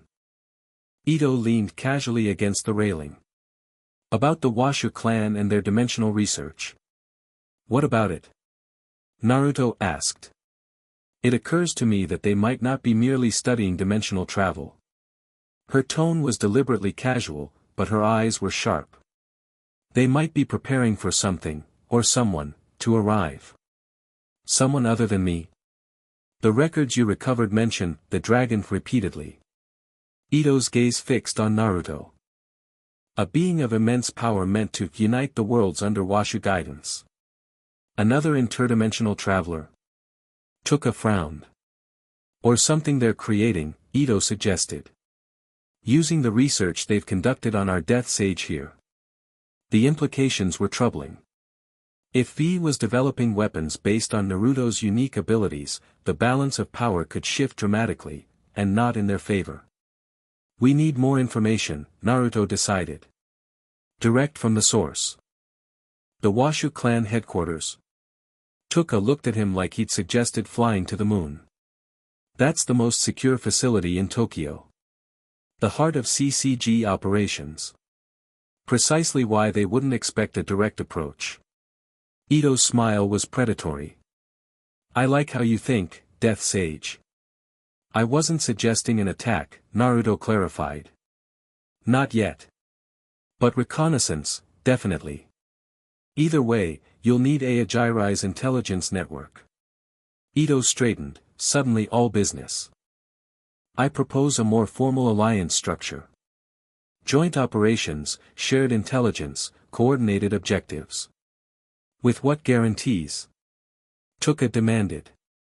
Your people kill humans for sport. Operational adjustments can be negotiated, as I mentioned before. Ito's tone remained light, but her eyes were serious. The Washu are the greater enemy. Temporary compromises serve the larger goal. Naruto considered the offer. A full alliance with Aogiri Tree would alienate many of his more moderate supporters, but the intelligence and combat strength they offered couldn't be ignored. Conditional acceptance, he decided. Joint operations against V and the Washu clan only. No civilian targeting. And we maintain separate command structures. Reasonable terms, Ito agreed too readily, suggesting she had expected harder negotiations. Shall we seal our alliance properly? She held out her hand, the gesture surprisingly human from someone who typically maintained careful distance. Naruto accepted the handshake, feeling the surprising strength in her small fingers. To revolution, Death Sage. Her smile carried too many layers to interpret. May it be everything you hope. As she departed, Touka watched her with undisguised suspicion. She's playing some angle we don't see yet. Probably, Naruto agreed. But sometimes the most dangerous path is also the necessary one. The alliance with Aogiri Tree formalized that night, a crimson pact that would forever change the power dynamics of Tokyo's bloody underworld. The Death Sage's sanctuary and the One-Eyed Owl's terrorist organization united against the ancient conspiracy that had manipulated both humans and ghouls for centuries. Neither Naruto nor Touka could have predicted how this alliance would transform them all, or the price they would ultimately pay for revolution. As dawn broke over a city unknowingly on the brink of chaos, Naruto made a silent promise to both the world he'd left behind and the one he now called home: the cycle of hatred between humans and ghouls would end, one way or another. The Ghoul Emperor's rise had begun. Chapter 3, Emperor's Dawn. 1 year could change everything. 1 year could reshape a city, redefine power, and transform a lost shinobi into something this world had never seen before. Naruto stood at the edge of a skyscraper in Shinjuku, watching the lights of Tokyo glitter beneath him. Half those lights now shined in territory that answered to him, willingly or not. Admiring your empire? A familiar voice drifted from behind him. Naruto didn't turn. He'd sensed Ito's approach long before she spoke. Her scent had become as familiar to him as Touka's over the past year. Not an empire, he replied, though the denial sounded hollow even to his own ears. Just territory where humans and ghouls don't have to kill each other. Ito laughed, the sound both musical and dangerous as she stepped beside him. No bandages tonight, she wore her human form, green hair dancing in the night breeze. The humans call you Ghoul Emperor now, she said, eyes gleaming with amusement. Even my Aogiri members use the title. Does it bother you? Names don't matter. Results do. Naruto's gaze swept over the city. The sanctuary network houses over 2,000 ghouls now. Feeding centers provide human tissue without hunting. Mixed neighborhoods where humans know their neighbors are ghouls and don't care. Your revolution by kindness. Ito sounded both impressed and skeptical. While my Aogiri forces handle the messier work. We agreed to the division of labor. Naruto's voice hardened slightly. Your methods aren't mine. Yet you need them. Her shoulder brushed his, deliberately provocative. As you need me. The tension between them crackled like electricity.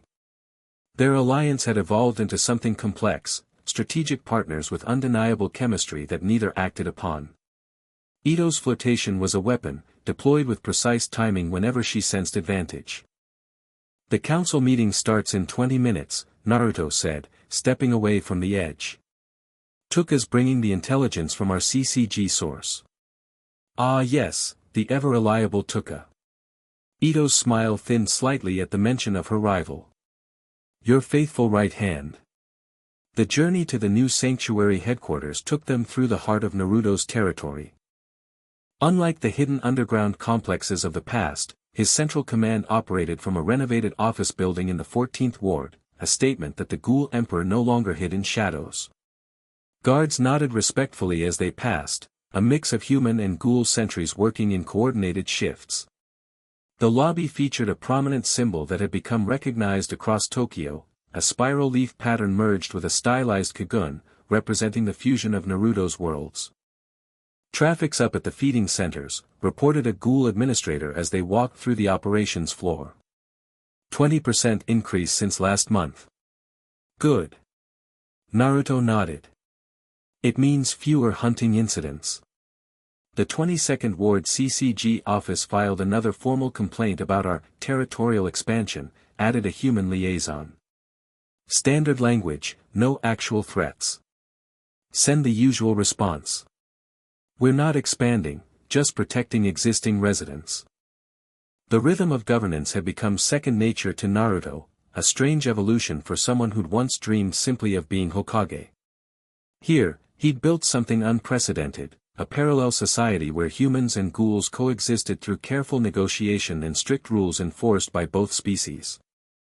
The council chamber occupied the building's top floor, a circular room with windows offering a panoramic view of their territory.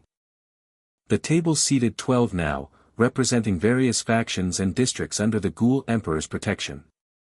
Touka was already there, her hair now grown long enough to tie back, her expression serious as she studied documents spread before her. She looked up as they entered, her eyes warming at Naruto's arrival before cooling noticeably at Ito's presence. You're late, she said simply. Blame our one-eyed friend. Naruto took his seat at the head of the table. She insisted on the scenic route. The council assembled quickly, Yoshimura, still serene despite the tumultuous year, Itori, now head of intelligence operations, representatives from former Aogiri territories now aligned with Naruto, and several human allies who joined their cause after seeing the benefits of cooperation. Notably absent was Tatara, who'd broken with Ito 6 months earlier over her deepening alliance with Naruto. Half of Aojirai had followed him, forming a third faction in Tokyo's complex power landscape. Let's get started, Naruto began as the room settled. Touka, what did our source provide? Touka activated a display screen, showing classified CCG documents. Operation White Garden is confirmed. The CCG is deploying a new class of investigators starting next week. More Quinqua variations? Asked Yoshimura. Worse. Touka brought up medical files showing surgical procedures. They're implementing V's hybrid soldier program on a larger scale. These aren't just investigators with Quinqua anymore. They're humans with partial Ghoul transformations. Murmurs rippled through the council. The implications were severe. CCG agents with Kagun abilities would fundamentally change the balance of power. How many? Naruto asked. Initial deployment of 30 operatives across all wards, Touka reported grimly. With plans to scale to 300 within 6 months. That changes the battlefield entirely, Ito observed, her usual playfulness absent. Normal ghouls won't stand a chance against organized squads with both Quinqua and Kagun. There's more. Touka hesitated, glancing specifically at Naruto. These hybrid soldiers are based on a specialized strain developed from what they call, the interdimensional sample. Naruto concluded flatly. They're using my biology. Cells collected during your early encounters with the CCG, before you learn to control your regeneration, Touka confirmed. Apparently your unique chakra system makes the human-ghoul integration more stable. The irony wasn't lost on Naruto, his power, meant to protect, now weaponized against his own people. But that's not the most urgent news. Touka brought up another document, an internal memo from CCG Chairman Tsuneyoshi Washu himself. The chairman has requested a direct meeting with you, Naruto. By name, not as the Ghoul Emperor or Death Sage. This caused a stir around the table. The CCG's highest authority acknowledging Naruto personally was unprecedented.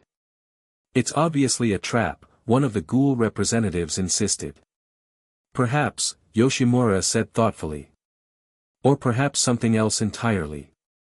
Naruto studied the memo. The language was formal but contained a phrase that caught his attention, matters concerning your original home. He knows, Naruto said quietly. He knows I'm not from this world. Of course he knows, Ito interjected. The Washu clan has been monitoring dimensional boundaries for centuries. Your arrival was probably the most exciting thing to happen in their long, tedious existence. The question is why request a meeting now? Touka frowned. After a year of trying to kill you? Because we're winning, Itori suggested with a satisfied smirk. For wards fully under our control, influence in 6 more. The CCG can't maintain public support for a war they're clearly losing. Or because they've developed something new that changes the equation, Ito countered. The Washu don't sue for peace when they're desperate, they become more dangerous. Naruto considered both possibilities. The past year had seen remarkable progress for their coalition. What had begun as a simple sanctuary had evolved into a legitimate power center that challenged the CCG's authority and V's shadow governance. Thousands of ghouls now lived under his protection, and human attitudes were slowly shifting in territories where peaceful coexistence had been demonstrated. Yet Ito's warning resonated. The Washu clan had ruled from shadows for centuries, they wouldn't extend a hand in peace unless it served their larger strategy. I'll meet with him, Naruto decided finally. Absolutely not, Touka protested immediately. It's suicide, added another council member. It's necessary, Naruto countered. If they've developed technology related to dimensional travel, to my home, I need to know. You're considering going back? Touka's question cut through the debate, silencing the room. The possibility hung heavy in the air. For all his commitment to this world, Naruto had never denied his origin or his connections to Konoha. The question of return, once theoretical, suddenly loomed as potentially real. I'm considering understanding all our options, he answered carefully. Knowledge is power, especially against the Washu. I'll accompany you, Touka declared, leaving no room for argument. As will I, Ito added with a challenging smile in Touka's direction. The one-eyed owl and the death sage together, even the Washu wouldn't dare attempt treachery. The tension between the two women had grown increasingly obvious over the months. What had begun as professional rivalry had evolved into something more personal, competition for influence, for respect, and increasingly, for Naruto's attention. We'll all go, Naruto decided, ending the debate. A formal delegation with proper security protocols. If this is legitimate, we negotiate from strength. If it's a trap, we're prepared. The meeting continued with discussions of resource distribution, territory management, and ongoing infiltration of CCG ranks. Through it all, Naruto felt the weight of Tsuneyoshi's invitation like a physical presence. After a year of adapting to this world, the sudden possibility of connection to his home stirred emotions he'd carefully contained. As the council dispersed, Touka remained behind, waiting until they were alone before speaking. You would go back, she said. Not a question, but a realization. If they offered a way. Naruto moved to the windows, looking out over the city he'd helped transform. I don't know, Touka.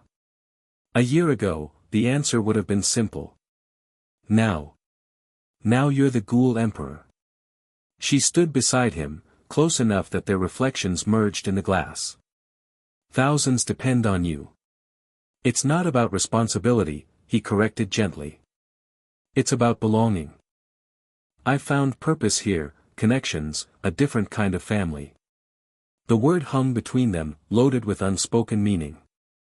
Their relationship had deepened over the months of struggle and triumph, evolving into something neither had fully defined, deeper than friendship, more complex than simple attraction, yet still restrained by the chaos of their circumstances. Konoha seems like another lifetime, Naruto continued. But it's still part of me. People I promise to return to. A different kind of duty. I understand. Touka's voice was carefully neutral, her eyes fixed on the cityscape. You never intended to stay permanently. That's not what I said. He turned to face her directly. I'm not making any decisions based on a meeting that might be a trap. But you're considering it. The vulnerability in her expression was rare. Touka normally guarded her emotions fiercely. Just be honest about that much. Before he could answer, the door opened as Ito returned, her timing suspiciously perfect as usual. Sorry to interrupt your tender moment, she said, not sounding sorry at all. But our intelligence network just intercepted something interesting about these hybrid soldiers. She placed a tablet on the table, displaying classified medical records. They're unstable. The integration of your cells works initially, but degrades over time. The subjects experience accelerated RC cell production followed by Kakuho rejection and systemic failure. They're dying, Touka realized, studying the data. Painfully, Ito confirmed.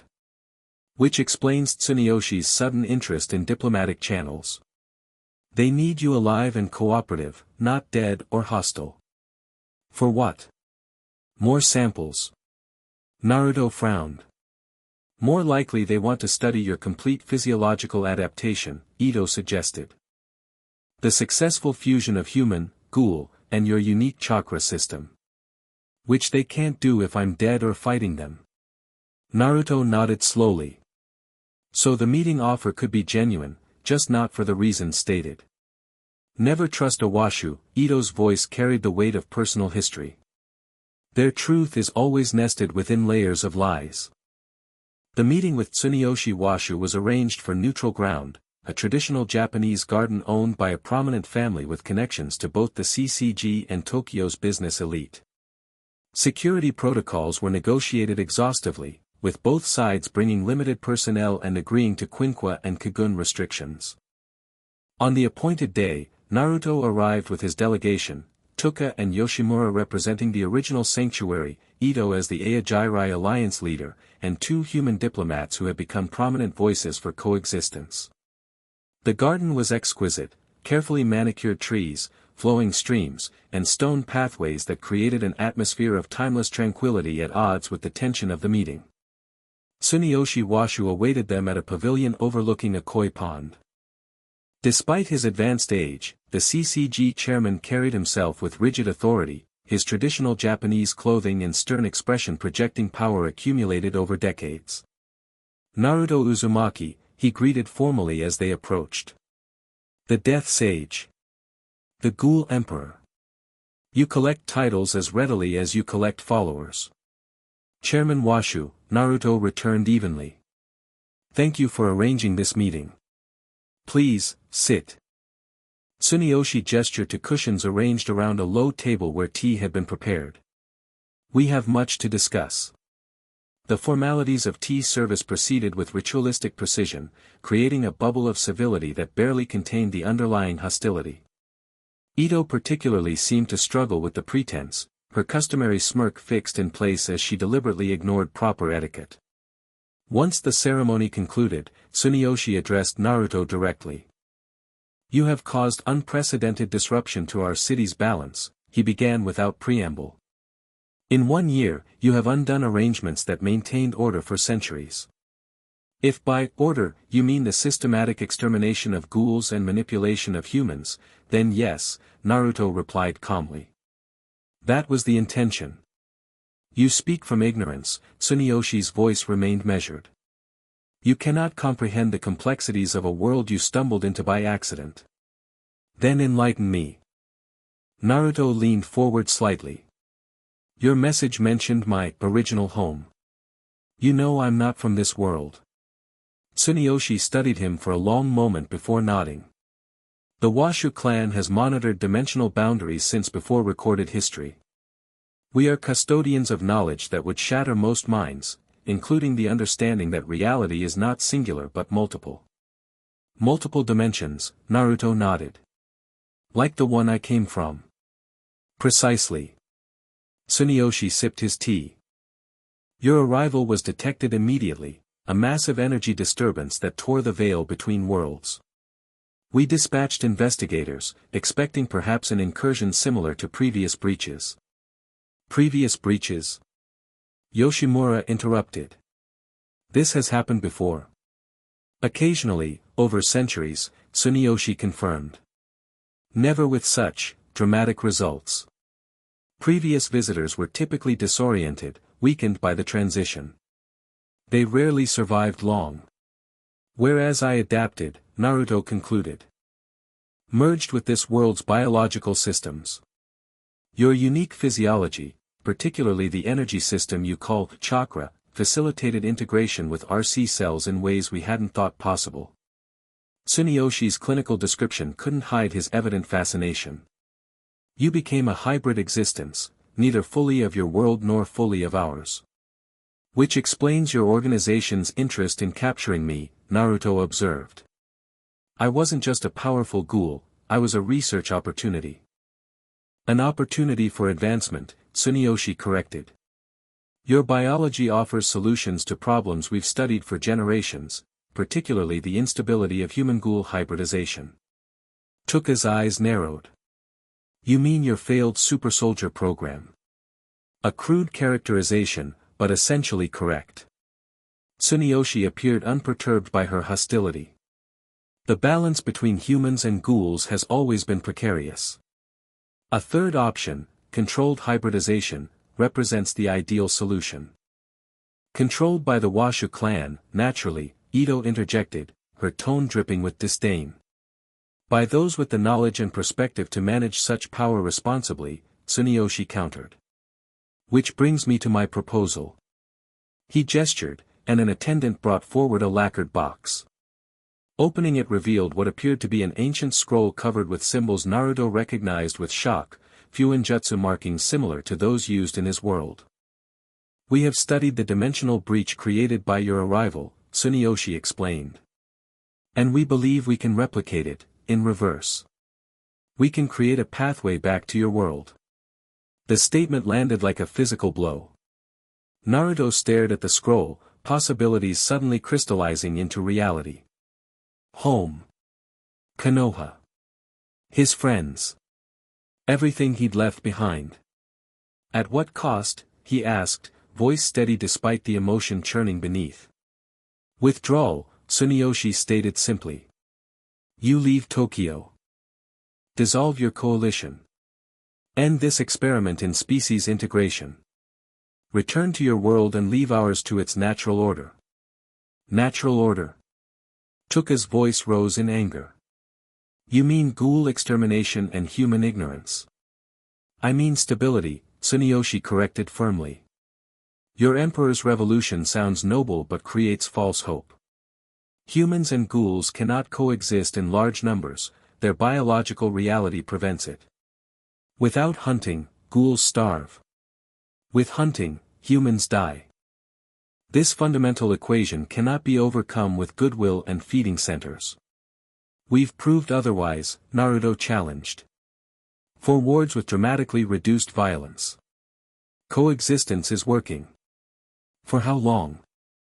Tsuneyoshi's eyes held genuine curiosity.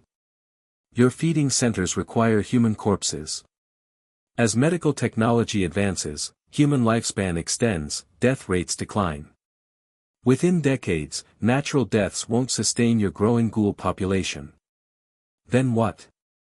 Mandatory human donations? Breeding programs? The math is inexorable. The argument struck uncomfortably close to debates within Naruto's own council. Their current system worked, but scaling presented genuine challenges that they hadn't fully resolved. So your solution is continued extermination? Naruto pressed. Controlled balance, Tsuneyoshi corrected. As it has been for centuries. Some ghouls survive, those intelligent enough to hunt discreetly. Human casualties remain within acceptable parameters. Both species continue. While the Washu rule from shadows, Ito added bitingly. Playing gods with both populations. Tsuneyoshi ignored her, focusing entirely on Naruto. You don't belong here, Naruto Uzumaki. You have your own world, with its own battles, its own people who need you. This conflict isn't yours to resolve. It became mine when I woke up in that alley a year and a half ago, Naruto replied firmly. When I experienced hunger for human flesh. When I met people, both human and ghoul, who deserved better than your controlled balance. Consider carefully. Tsuneyoshi gestured to the scroll. This opportunity may not come again. The energies required for dimensional bridging are immense. We offer you something precious, a return to your home, your true purpose. While abandoning everyone who's followed me here, Naruto concluded. They survived before you arrived. They will adapt after you depart. The meeting continued with discussion of technical details and potential transition arrangements, but the central question hung heavy in the air: would Naruto choose home over the empire he'd built? No resolution was reached that day. Naruto requested time to consider the offer, a week to consult his council and make his decision. Tsuneyoshi agreed, though his expression suggested he already anticipated the answer. As they departed, Touka remained silent, her thoughts impenetrable behind a carefully neutral expression. Ito, conversely, seemed energized by the encounter. Fascinating, she declared once they were safely away. The mighty Washu reduced to negotiation. You've accomplished what generations of ghouls couldn't, Naruto. They're desperate, Yoshimura observed quietly. Their hybrid soldier program is failing, and our territory expands weekly. This offer comes from weakness, not strength. The dimensional travel capability seems genuine, though, noted one of the human diplomats. That technology alone is revolutionary. If it exists as described, Ito cautioned. The Washu are masterful liars.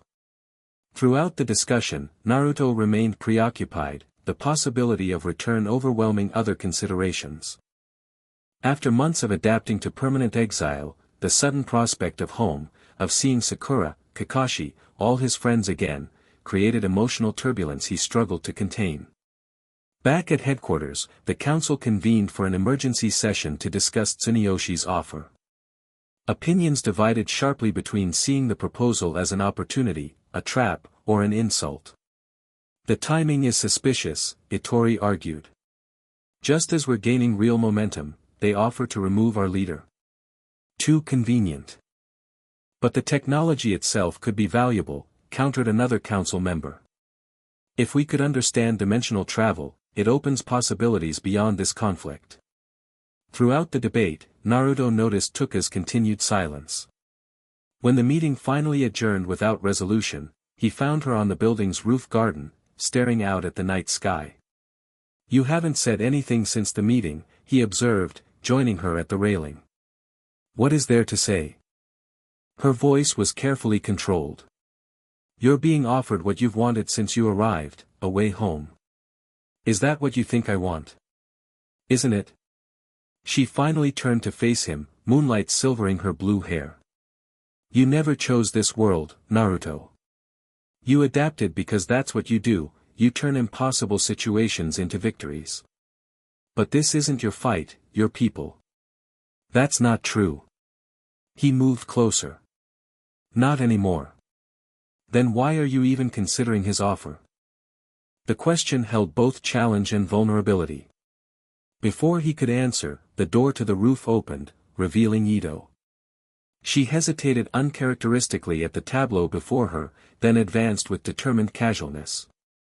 Am I interrupting? She asked, though her expression suggested she knew exactly what she was interrupting. Yes, Touka said flatly. No, Naruto sighed. What is it, Ito? My sources completed analysis of the symbols on that scroll, she reported, her eyes moving between them. They're authentic, similar to ancient markers found in certain underground shrines connected to the Washu clan. If they claim they can open a dimensional path, they're probably telling the truth. The confirmation landed heavily. Naruto nodded his thanks for the information, expecting Ito to depart. Instead, she settled against the railing, clearly intending to stay. Don't let me interrupt your heart-to-heart, she said with a smile that didn't reach her eyes. You were discussing our emperor's potential abdication, I believe. This doesn't concern you, Touka's voice held barely controlled irritation. Doesn't it? Ito's playfulness vanished suddenly. His decision affects thousands, including my people who allied with him. Including me. So yes, it very much concerns me whether he abandons this world for his comfortable previous life. The accusation stung, but Naruto recognized the pain beneath it. For all her manipulation and casual cruelty, Ito had invested herself in their alliance, in him, personally, more than she'd intended. I haven't made any decision, he said firmly. And when I do, it won't be about comfort or convenience. Then what will it be about? Ito challenged, suddenly intense. Duty? Obligation? Or something more personal? The question hung in the air between the three of them, laden with unspoken complications. For the first time, Naruto fully confronted the reality that had been developing for months. Both women had formed attachments to him that transcended their political alliance, creating a triangle none of them had openly acknowledged. I think, he said carefully, that we all need space to think clearly right now. Typical, Ito's laugh held little humor. When confronted with the personal, the emperor retreats to the diplomatic. Ito, Touka's voice held warning. No, I'll speak plainly since no one else will. Ito stepped forward, her small frame vibrating with intensity. You've built something unprecedented here, Naruto. Not just a sanctuary or a political movement, but connections. Real human, and Ghoul, bonds that matter. Running back to your old world would be more than political abandonment. It would be personal betrayal. That's not fair, Touka interjected, surprisingly defending him. His life there matters too. Life moves on, Ito countered. A year and a half is a long time. They've adapted to his absence, just as he's built new connections here. Including with us. The emphasis on us couldn't be ignored. Ito wasn't just speaking of political alliance or even friendship. I need to think, Naruto said finally. Alone. He left them there on the rooftop, two powerful women whose complicated feelings for him had become yet another factor in an already impossible decision. The night offered no clarity. Naruto spent hours in meditation, trying to separate emotion from duty, personal desire from responsibility. He reached for Kurama's guidance, but the Nine Tails remained unusually reticent, sensing his host's turmoil. By morning, he'd made no progress toward a decision. The headquarters buzzed with nervous energy as word of the Washu offer spread through their ranks.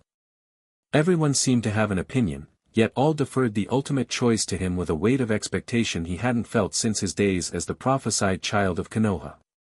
A message arrived midday, not from the Washu but from an unexpected source. Dr. Kano, who had disappeared 6 months earlier after providing valuable intelligence on V's operations, requested an urgent meeting. Despite security concerns, Naruto agreed. Kano had proven a complex figure, morally compromised yet genuinely committed to Ghoul advancement, his research both horrifying and occasionally vital to their cause. They met in a secure facility beneath their headquarters, Kano looking older and more haggard than when they'd last encountered him, but his eyes still burning with scientific fervor. I'll be brief, he began without preamble. The Washu aren't telling you everything about dimensional travel. That's hardly surprising, Naruto replied dryly. What they've omitted is critical. Kano activated a tablet, displaying complex equations and biological models.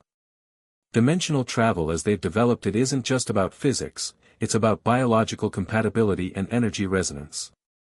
Meaning you can go home, Kano explained, but not as you are now. Your body has adapted to this world, integrated RC cells, modified chakra pathways, evolved Kigun formations. Transitioning to your original dimension would require purging these adaptations. I'd lose my Ghoul abilities, Naruto realized. And more, Kano's expression grew grave. Your entire physiological system has integrated these changes at a cellular level. Reversing them could have catastrophic consequences, organ failure, neural damage, potentially death. The revelation hit hard. Not just a choice between worlds, but potentially a choice between life as a hybrid or death in transition. How did you obtain this information? Naruto asked, suddenly suspicious. I've been working with a faction inside V, reformists who believe the Washu's monopoly on dimensional knowledge threatens both species, Kano explained. There's more at stake than just your personal journey home. What do you mean? The Washu aren't just offering to send you home out of generosity. Kano brought up new images, what appeared to be massive constructions beneath the CCG headquarters. They're building something that requires enormous energy, the same energy your departure would generate. A dimensional tear they could exploit. For what purpose? They call it unification, a merging of selected dimensions under Washu control. Kano's voice held rare emotion. Your world's energy systems, this chakra network, combined with our RC cells could create warriors beyond anything either world has seen. They've been working toward this for centuries. If true, the implications were staggering. Not just Naruto's personal fate, but potentially the subjugation of both his worlds under Washu dominion. Can you prove any of this? He asked, needing certainty before acting. Not directly. But I can get you into the restricted areas beneath CCG headquarters where the technology is housed, Kano offered. See for yourself what they're building. The proposition was dangerously tempting. Direct access to the heart of Washu operations would answer questions that had plagued Naruto since his arrival. Why help me now? He asked, still wary of Kano's motives. Because for all your naivete about peaceful coexistence, your vision is preferable to Washu domination, Kano answered with unexpected candor. They would control both species as breeding stock for their hybrid armies. At least you see ghouls and humans as people. The information necessitated immediate action. Naruto called an emergency meeting with only his closest advisors, Touka, Yoshimura, and reluctantly, Ito, whose intelligence network remained unparalleled despite their personal complications. It could be elaborate misinformation, Yoshimura cautioned after Naruto relayed Kanu's claims. The doctor's motives have always been questionable. But it aligns with everything we know about the Washu, Ito countered. Dimensional manipulation has always been their true interest, the CCG and Ghoul conflict merely a convenient power structure to facilitate their research. If they're really building some kind of dimensional weapon or portal, we need to confirm it, Touka added pragmatically. Which means accepting Kanu's offer of access. It's obviously dangerous, Naruto acknowledged. But I don't see alternatives that provide the information we need before I must answer Tsuneyoshi. They developed a high-risk infiltration plan. Using Kanu's inside knowledge and access codes, a small team would penetrate the CCG's underground research facilities during a scheduled power rotation that temporarily disabled certain security systems. The team would consist of Naruto, Touka, Ito, and two of their most skilled operatives. Kanu would guide them remotely, having provided detailed schematics and security protocols. The night before the operation, tension hung heavy over the sanctuary. Preparations continued with quiet efficiency, but everyone sensed the magnitude of what they were attempting, direct infiltration of the CCG's most secure facility, the heart of Washu power. Naruto found himself restless, standing on his private balcony watching Tokyo's lights flicker below. A soft knock at his door broke his reverie. Touka entered without waiting for response, her expression resolute. We need to talk. Before tomorrow. About the operation. About us. She moved beside him at the railing, close enough that their shoulders nearly touched. Whatever we find tomorrow changes everything. Before that happens, I need to say something. The directness was characteristically Touka, but the vulnerability in her voice was rare. I'm listening, he said gently. I love you.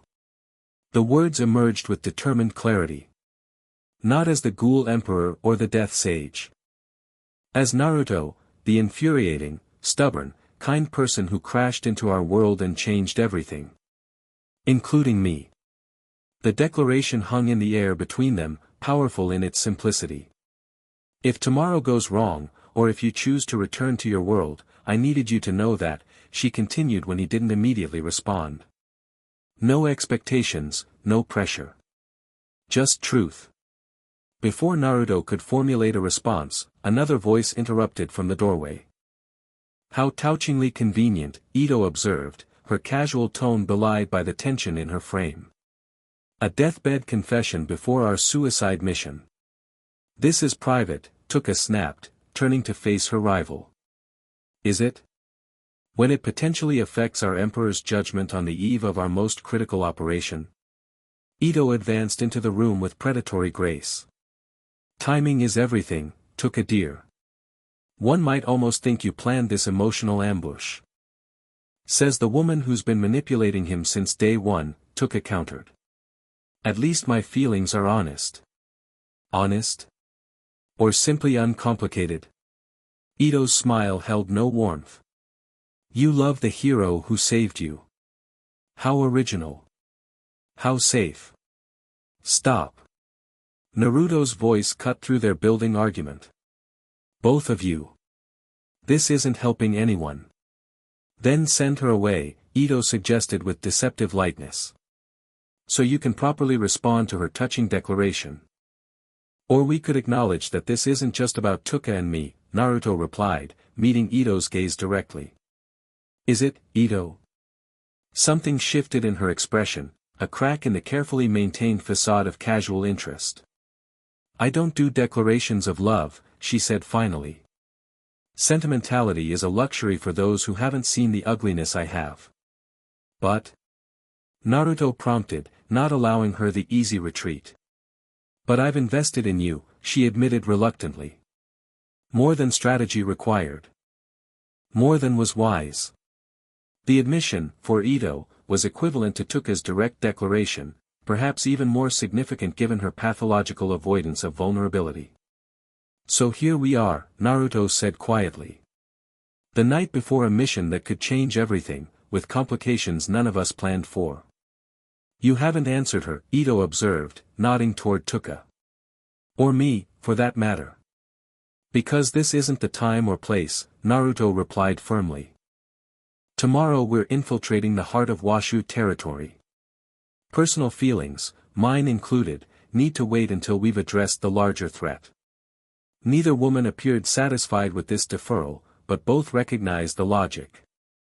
Their mission demanded clear heads and focused objectives, not emotional entanglements. Rest, Naruto advised. Tomorrow will test all of us. After they departed, Touka with reluctance, Ito with a knowing smile that suggested the conversation was merely postponed, Naruto returned to his vigil over the city. Complicated, isn't it? Kurama's voice rumbled in his consciousness, the Nine Tails finally breaking his silence. Which part? Naruto asked wryly. The potential dimensional war, or my love life. Both involve forces beyond your control, the fox observed with unexpected wisdom. Yet both require your decision regardless. Any sage advice? Only this, you are neither the boy who left Konoha nor simply the Ghoul Emperor they've made you. Your strength has always come from being true to yourself, whatever version of yourself you've become. The operation began at 2:37 a.m., the exact moment Konoha had identified as optimal for infiltration. CCG headquarters towered above them, its distinctive architecture a symbol of authority in Tokyo's government district. They entered through maintenance tunnels, Konoha's access codes bypassing the first layers of security. Naruto led, his enhanced senses and sage mode providing advance warning of patrols. Touka and Ito followed, their Kagun ready but concealed, while their two operatives maintained their exit route. The primary research levels are 8 floors below ground, Naruto murmured, consulting the schematics. We need to access the central elevator shaft. They moved with practiced stealth through service corridors, avoiding the main areas where night staff maintained CCG operations. So far, Konoha's intelligence proved accurate, security patterns matched his predictions precisely. The central shaft required more sophisticated bypassing. Ito deployed specialized equipment that spoofed the biometric scanners, granting them access to the restricted elevator. From here, we go dark, Naruto instructed as the elevator descended. Full emissions control. They'll have RC scanners and chakra sensors both. The doors opened to reveal a facility unlike anything they'd expected. Rather than the sterile research environment they'd anticipated, they entered what appeared to be an ancient structure, stone corridors carved with symbols similar to those on Tsuneyoshi's scroll.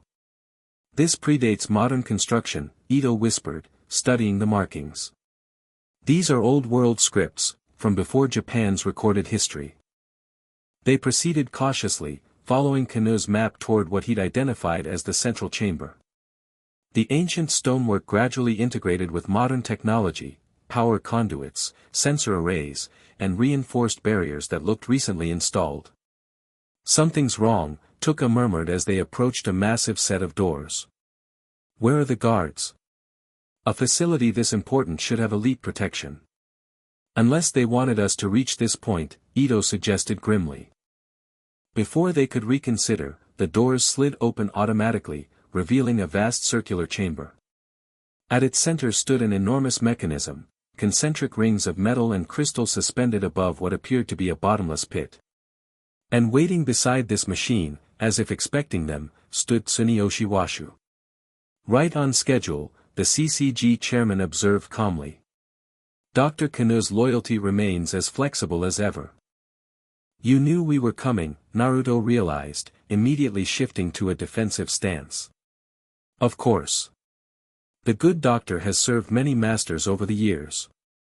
Tsuneyoshi appeared completely at ease despite facing 3 of Tokyo's most powerful ghouls. Though the information he provided was mostly accurate. This is indeed a dimensional gateway. Built for what purpose? Naruto demanded, scanning the room for additional threats. His senses detected movement in the shadows, CCG personnel taking positions, yet not attacking. Exactly as Konoha told you, unification. Tsuneyoshi gestured to the massive device. For centuries, the Washu have studied the boundaries between worlds. We've learned that dimensional barriers thin cyclically, and we're approaching such a convergence. And this machine exploits that, Ito concluded, her Kagun beginning to manifest despite their stealth protocol. Guides it, Tsuneyoshi corrected.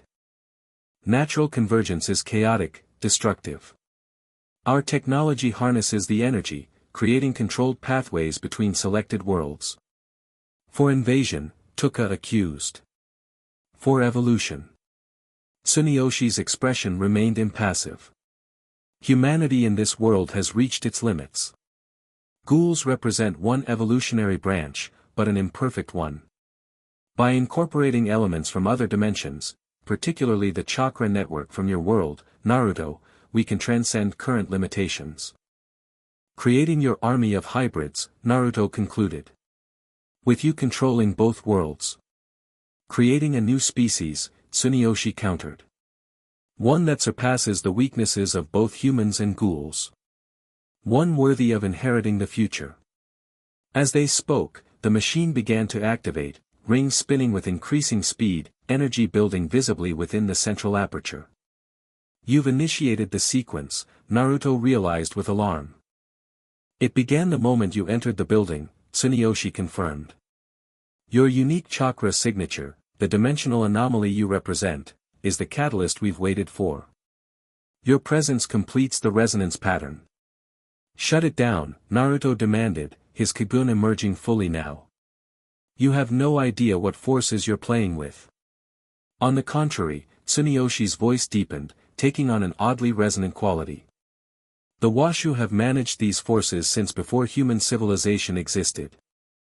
We are the shepherds of evolution, and you, Naruto Uzumaki, are the key we've awaited for generations.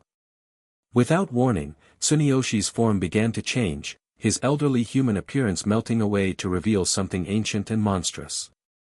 His body elongated, skin hardening into chitinous plates, while multiple Kagun-like appendages erupted from his back, not the four types known to normal ghouls, but something more primordial. Behold the true form of the original king, Ito breathed, recognition and horror mingling in her voice. The ancestor of all ghouls.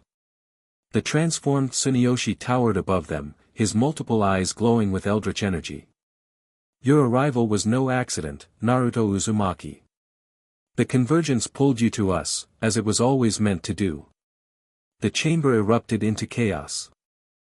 CCG special forces emerged from concealment, not normal investigators but the new hybrid soldiers, their partially transformed bodies wielding both Quinquo weapons and Proto-Kagun appendages. Get to the machine. Naruto shouted as he engaged the nearest group. We need to shut it down. Touka and Ito moved in perfect coordination despite their personal animosity, their Kagun complementing each other as they fought toward the control systems. Touka's crystalline projectiles provided covering fire while Ito's massive Ukaku form carved a path through the defenders. Naruto faced Tsuneyoshi directly, his full power unleashed. Chakra cloak merged with his fox-like Kagun while Sage Mode enhanced his sensory perception and physical capabilities. Shadow clones materialized throughout the chamber, creating multiple fronts to divide the enemy forces. You cannot stop what has already begun, Tsuneyoshi's transformed voice reverberated through the chamber. The gateway opens. Your world calls to you, Naruto Uzumaki. True to his words, the machine's central aperture expanded, revealing a swirling vortex of energy. Within its depths, Naruto glimpsed familiar landscapes, the forests surrounding Konoha, the Hokage monument, home. It's a trick, he told himself, even as the portal's pull tugged at something deep within him, a resonance with his original world that transcended physical form. The battle intensified as more hybrid soldiers poured into the chamber. Despite their experimental nature, they fought with dangerous efficiency, their combined human training and ghoul abilities making them formidable opponents.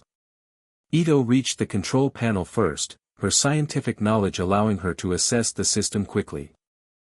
It's locked into the sequence. I can't shut it down conventionally. Then we destroy it.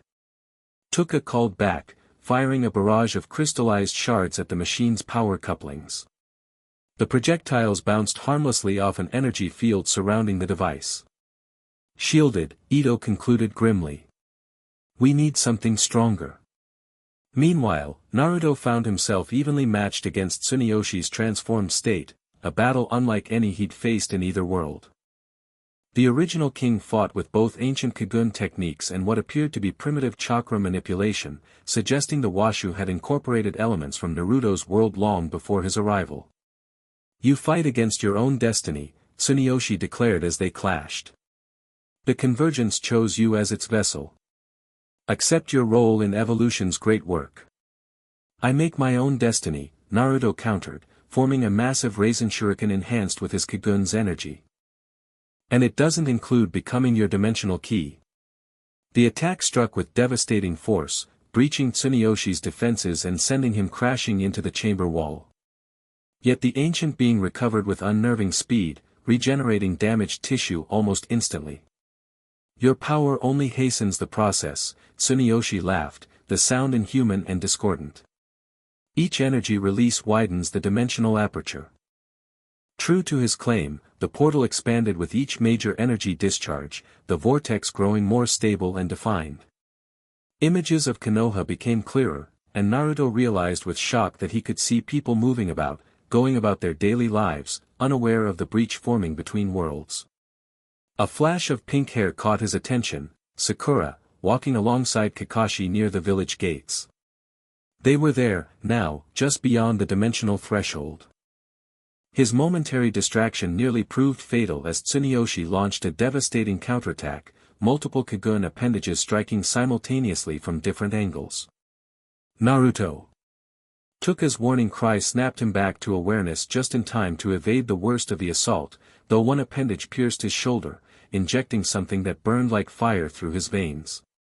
RC suppressant, Tsuneyoshi explained with cold satisfaction. Specially formulated for your hybrid physiology. Your ghoul aspects will fade temporarily, making you more compatible with your original dimension. The effect was immediate and debilitating. Naruto felt his Kagun destabilizing, the fox-like appendages flickering like a failing light. His connection to Kurama wavered similarly, the Ninetales' power suddenly distant and muffled. The gateway stabilizes, Tsuneyoshi observed as the machine reached full power, the portal now a perfect circle of swirling energy. The moment of convergence arrives. Throughout the chamber, the battle reached a critical point. The hybrid soldiers had surrounded Touka and Ito at the control panel, while Naruto struggled against both Tsuneyoshi's onslaught and the RC suppressant coursing through his system. You have one final choice, Naruto Uzumaki, Tsuneyoshi declared, his multiple arms gesturing toward the portal. Return to your world now, as it calls to you, or remain and watch as we harvest its energy for our evolution. Either way, the convergence proceeds. The portal pulled at Naruto with increasing strength, its resonance with his original chakra creating a nearly irresistible attraction. Through its swirling depths, he could now clearly see Konoha, peaceful, rebuilt after the war, continuing without him. His friends visible, living their lives. Home, he whispered, the word carrying 18 months of longing. Yes, Tsuneyoshi encouraged. Your true home. Return to it. Your task here is complete, you've served as the catalyst for convergence. Go with our gratitude. For one heart-stopping moment, Naruto felt himself step toward the portal, drawn by memory, by connection, by the promise of returning to the life and purpose he'd lost. Naruto, don't. Touka's voice cut through his trance. She fought desperately against the soldiers restraining her, her eyes fixed on him with fierce intensity. This isn't just about going home, it's what happens to both worlds if you do. Ito, similarly restrained, added her own warning, the energy release when you cross will give them control of the gateway. They'll invade both dimensions. Tsuneyoshi's transformed face contorted with annoyance. Irrelevant concerns. Evolution demands sacrifice. Progress requires change. Your friends will adapt to our new order, as all species must. The portal pulsed, and suddenly Naruto could hear voices from the other side, Sakura calling something to Kakashi, the familiar sounds of village life. So close. So real. In that moment of decision, clarity struck with blinding force. This world, Tokyo, ghouls, humans, the sanctuary he'd built, the people he'd connected with, had become as real to him as Konoha. Not a replacement, but an extension of his existence. He belonged to both now, irrevocably. And he would protect both. "You're right about one thing, Tsuneyoshi," Naruto said, straightening despite the suppressant weakening his ghoul abilities. "I am the catalyst for what happens next." He closed his eyes, diving deep into his consciousness where Kurama waited. "I know what you need, Kit," the Ninetales rumbled. "But the suppressant blocks your ghoul powers. You'll have to choose, shinobi or ghoul." "No," Naruto replied within their shared mindscape. "That's what Tsuneyoshi wants, separation, division. My strength comes from integration." With supreme effort, Naruto accessed his deepest reserves, not just chakra, not just Kigun energy, but the fundamental life force that transcended dimensional categorization.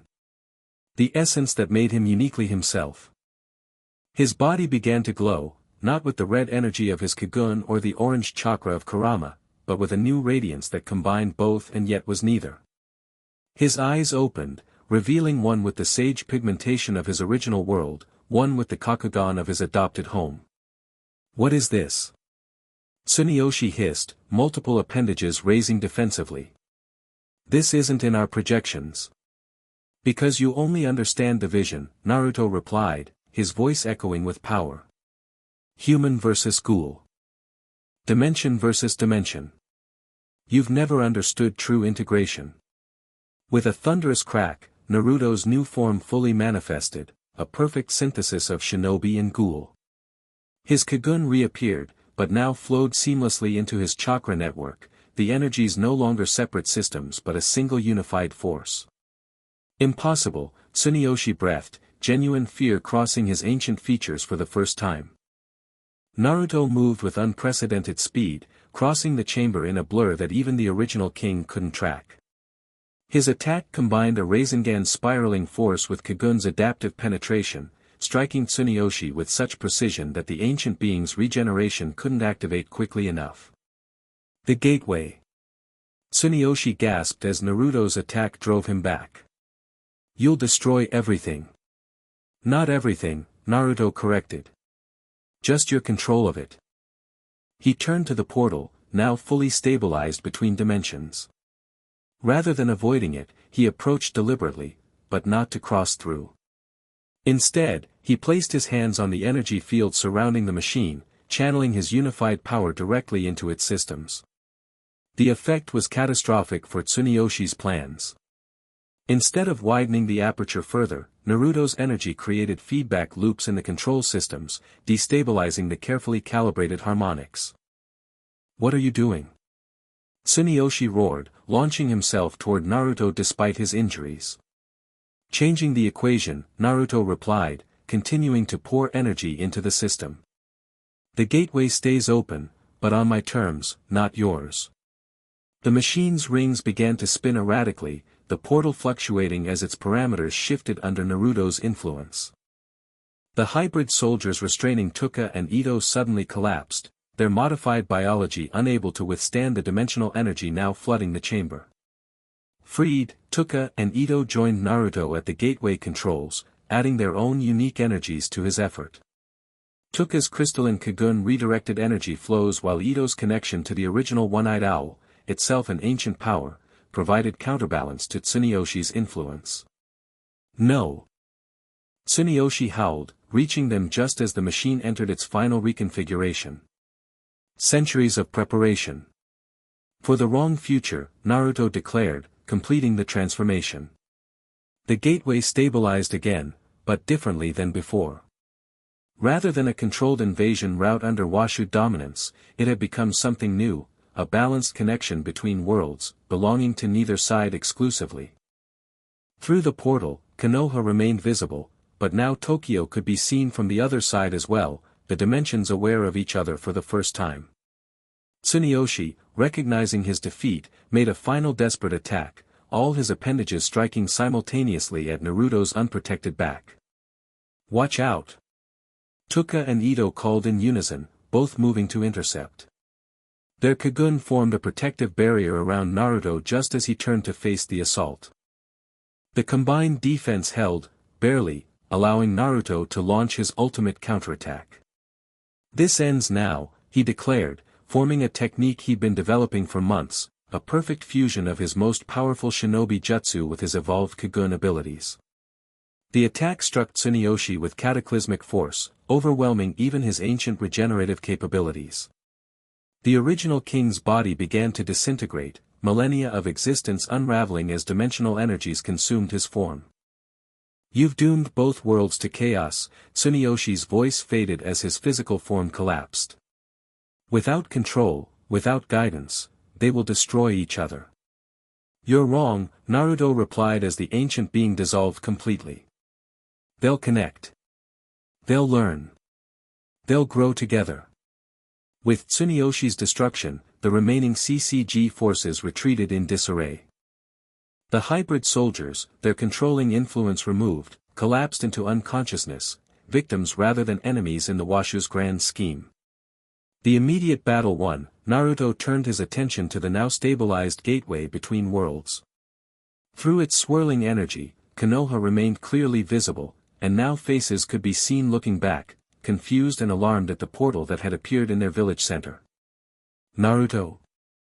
Sakura's voice carried through the dimensional gap, her expression shocked as she recognized her long-missing teammate. "Is that really you?" "Yeah," he called back, emotion threatening to overwhelm him. "It's me, Sakura." More familiar faces appeared, Kakashi, Shikamaru, others gathering to witness the unprecedented event. Their voices carried faintly across dimensional boundaries, calling his name, expressing disbelief and joy at his appearance. "The gateway's stable but not permanent," Ito observed, examining the control systems. "Without Tsuneyoshi's biosignature, it will gradually close over approximately 3 hours. "Enough time to explain," Naruto nodded. "And to make a choice." "Your choice," Touka said quietly, standing beside him at the threshold between worlds. "To stay or go." The moment he both dreaded and anticipated had arrived, but not as he'd expected. Not as Tsuneyoshi had planned.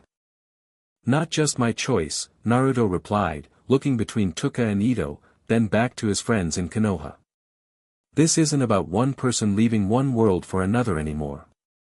He stepped closer to the portal, not to cross but to address both sides clearly. "Listen carefully. This gateway connects two worlds that have been separate until now. Each with its own problems, its own battles, its own beauty." His voice carried across dimensions, drawing listeners on both sides. CCG personnel gathered cautiously at the chamber entrances while his friends in Konoha pressed closer to their side of the portal. "The Washu wanted to use this connection to dominate both worlds," Naruto continued. "To create weapons, to control evolution. But there's another possibility: cooperation, exchange, mutual growth." "Naruto, what happened to you?" Kakashi called through the portal. "Where have you been all this time?"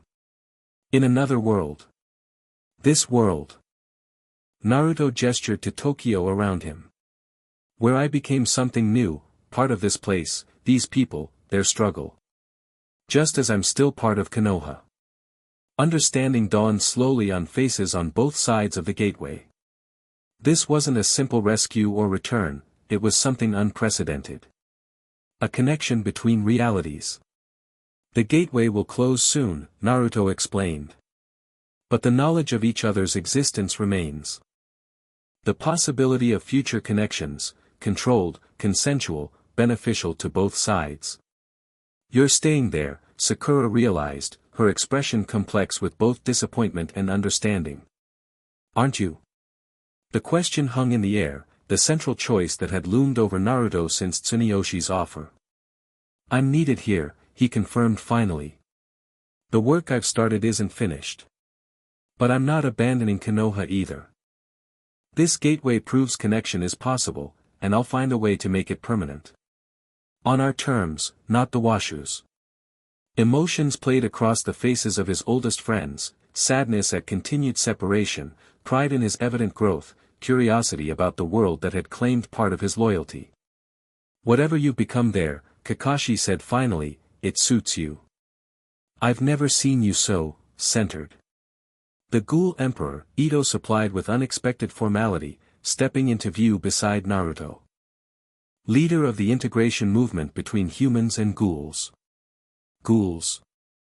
Shikamaru questioned, his strategic mind already analyzing the implications. Long story, Naruto smiled. One I promise to tell completely when we establish proper communication. As the gateway's energy fluctuated, signaling the beginning of its closure, urgent exchanges continued across the dimensional boundary. Knowledge of each world's basic structures, promises of future contact, tearful acknowledgments that this parting, while necessary, wouldn't be permanent. We'll find a way back to each other, Naruto promised as the portal began to shrink. Both worlds connected, not divided. We'll hold you to that, Sakura called, wiping tears despite her smile. The Ghoul Emperor better keep his word, just like Naruto Uzumaki always did. Count on it. As the portal contracted to its final phase, Naruto stood flanked by Touka and Ito, representatives of the world that had become his second home. The last image from Konoha showed his friends standing together, hands raised in farewell but faces showing determination rather than defeat. Not goodbye, but until next time. The gateway closed with a flash of energy, leaving the chamber suddenly quiet. CCG personnel remained at a cautious distance, uncertain of their role now that Tsuneyoshi and V's leadership had fallen. It's over, Touka said softly. You chose us. I chose both, Naruto corrected gently. Just not the way anyone expected. The aftermath unfolded with surprising speed. With Tsuneyoshi destroyed and the truth of V's centuries-long manipulation exposed, the CCG found itself in unprecedented territory, leaderless and suddenly questioning its foundational purpose. In the power vacuum, Naruto's coalition moved quickly. Rather than attacking or punishing CCG operatives, they offered integration, a new joint security force that would protect humans and ghouls alike under principles of coexistence rather than extermination. Many investigators, particularly younger ones, proved receptive. They had joined to protect humans, not to serve ancient conspiracies. With V's influence removed, genuine dialogue became possible for the first time. The hybrid soldiers presented a unique challenge, victims of experimentation rather than willing combatants. Under Naruto's direction, medical facilities were established to treat their condition, with research focused on stabilizing rather than weaponizing their biology. Within weeks, tentative peace spread across Tokyo. The Ghoul Emperor's territory expanded not through conquest but through invitation, as ward after ward saw the benefits of managed integration. Feeding centers replaced hunting grounds, while human awareness programs reduced fear and persecution. 3 months after the battle at CCG headquarters, Naruto stood on the balcony of what had once been Tsuneyoshi's private estate, now repurposed as the administrative center for Tokyo's new unified government. Representatives from human political structures, ghoul organizations, and former CCG divisions worked together in an unprecedented coalition. Quite the empire you've built, Ito observed, joining him at the railing. Though I notice you've officially rejected the Emperor title. Administrator is less dramatic, Naruto agreed with a smile. More accurate for what we're actually doing. Bureaucracy instead of revolution. She sighed theatrically. You've domesticated us all. Hardly. He laughed, nodding toward where her Aojirai lieutenants now served as security coordinators. You've just found more constructive outlets for your revolutionary tendencies. Their relationship had evolved in unexpected ways since the Gateway incident.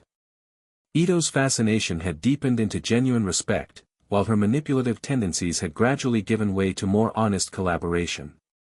Not romance as traditionally defined, but a complex partnership built on shared vision and mutual challenge. The research team reports progress on dimensional communications, she noted, changing subjects. They believe they can establish limited contact with your Konoha within 6 months. Good, Naruto nodded. There's so much potential for exchange between our worlds. Medical knowledge, energy systems, cultural perspectives. Always the optimist. Her smile held genuine warmth now. Though I admit the possibilities are intriguing. Their conversation paused as Touka approached, carrying documents requiring Naruto's attention. Unlike Ito's occasionally distant partnership, Touka's relationship with Naruto had deepened into something more traditionally intimate, a bond forged through 18 months of shared struggle and growing trust. The 16th Ward integration plan needs approval, she reported, handing him the files. And the feeding center distribution network wants to discuss expansion. Never ends, does it? He observed, accepting both the documents and the brief touch of her hand against his. Building a new world isn't supposed to be easy, she replied with a smile. The three of them stood together at the balcony, the core leadership of Tokyo's transformation, bound by shared purpose despite their different approaches and complicated personal connections. We should address the representative assembly, Touka reminded them. They're waiting in the main hall. As they turned to leave, Naruto paused for one last look at the city spread before them. Tokyo at sunset, no longer divided between human and ghoul territories, no longer bleeding from centuries of enforced conflict. Not perfect, not utopian, but moving deliberately toward genuine coexistence. Sometimes I still can't believe we actually did it, he admitted quietly. Did what? Ito asked. Defeated the Washu.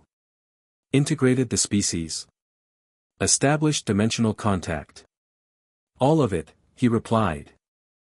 When I first woke up in that alley, confused and hungry and lost between worlds, I couldn't have imagined any of this.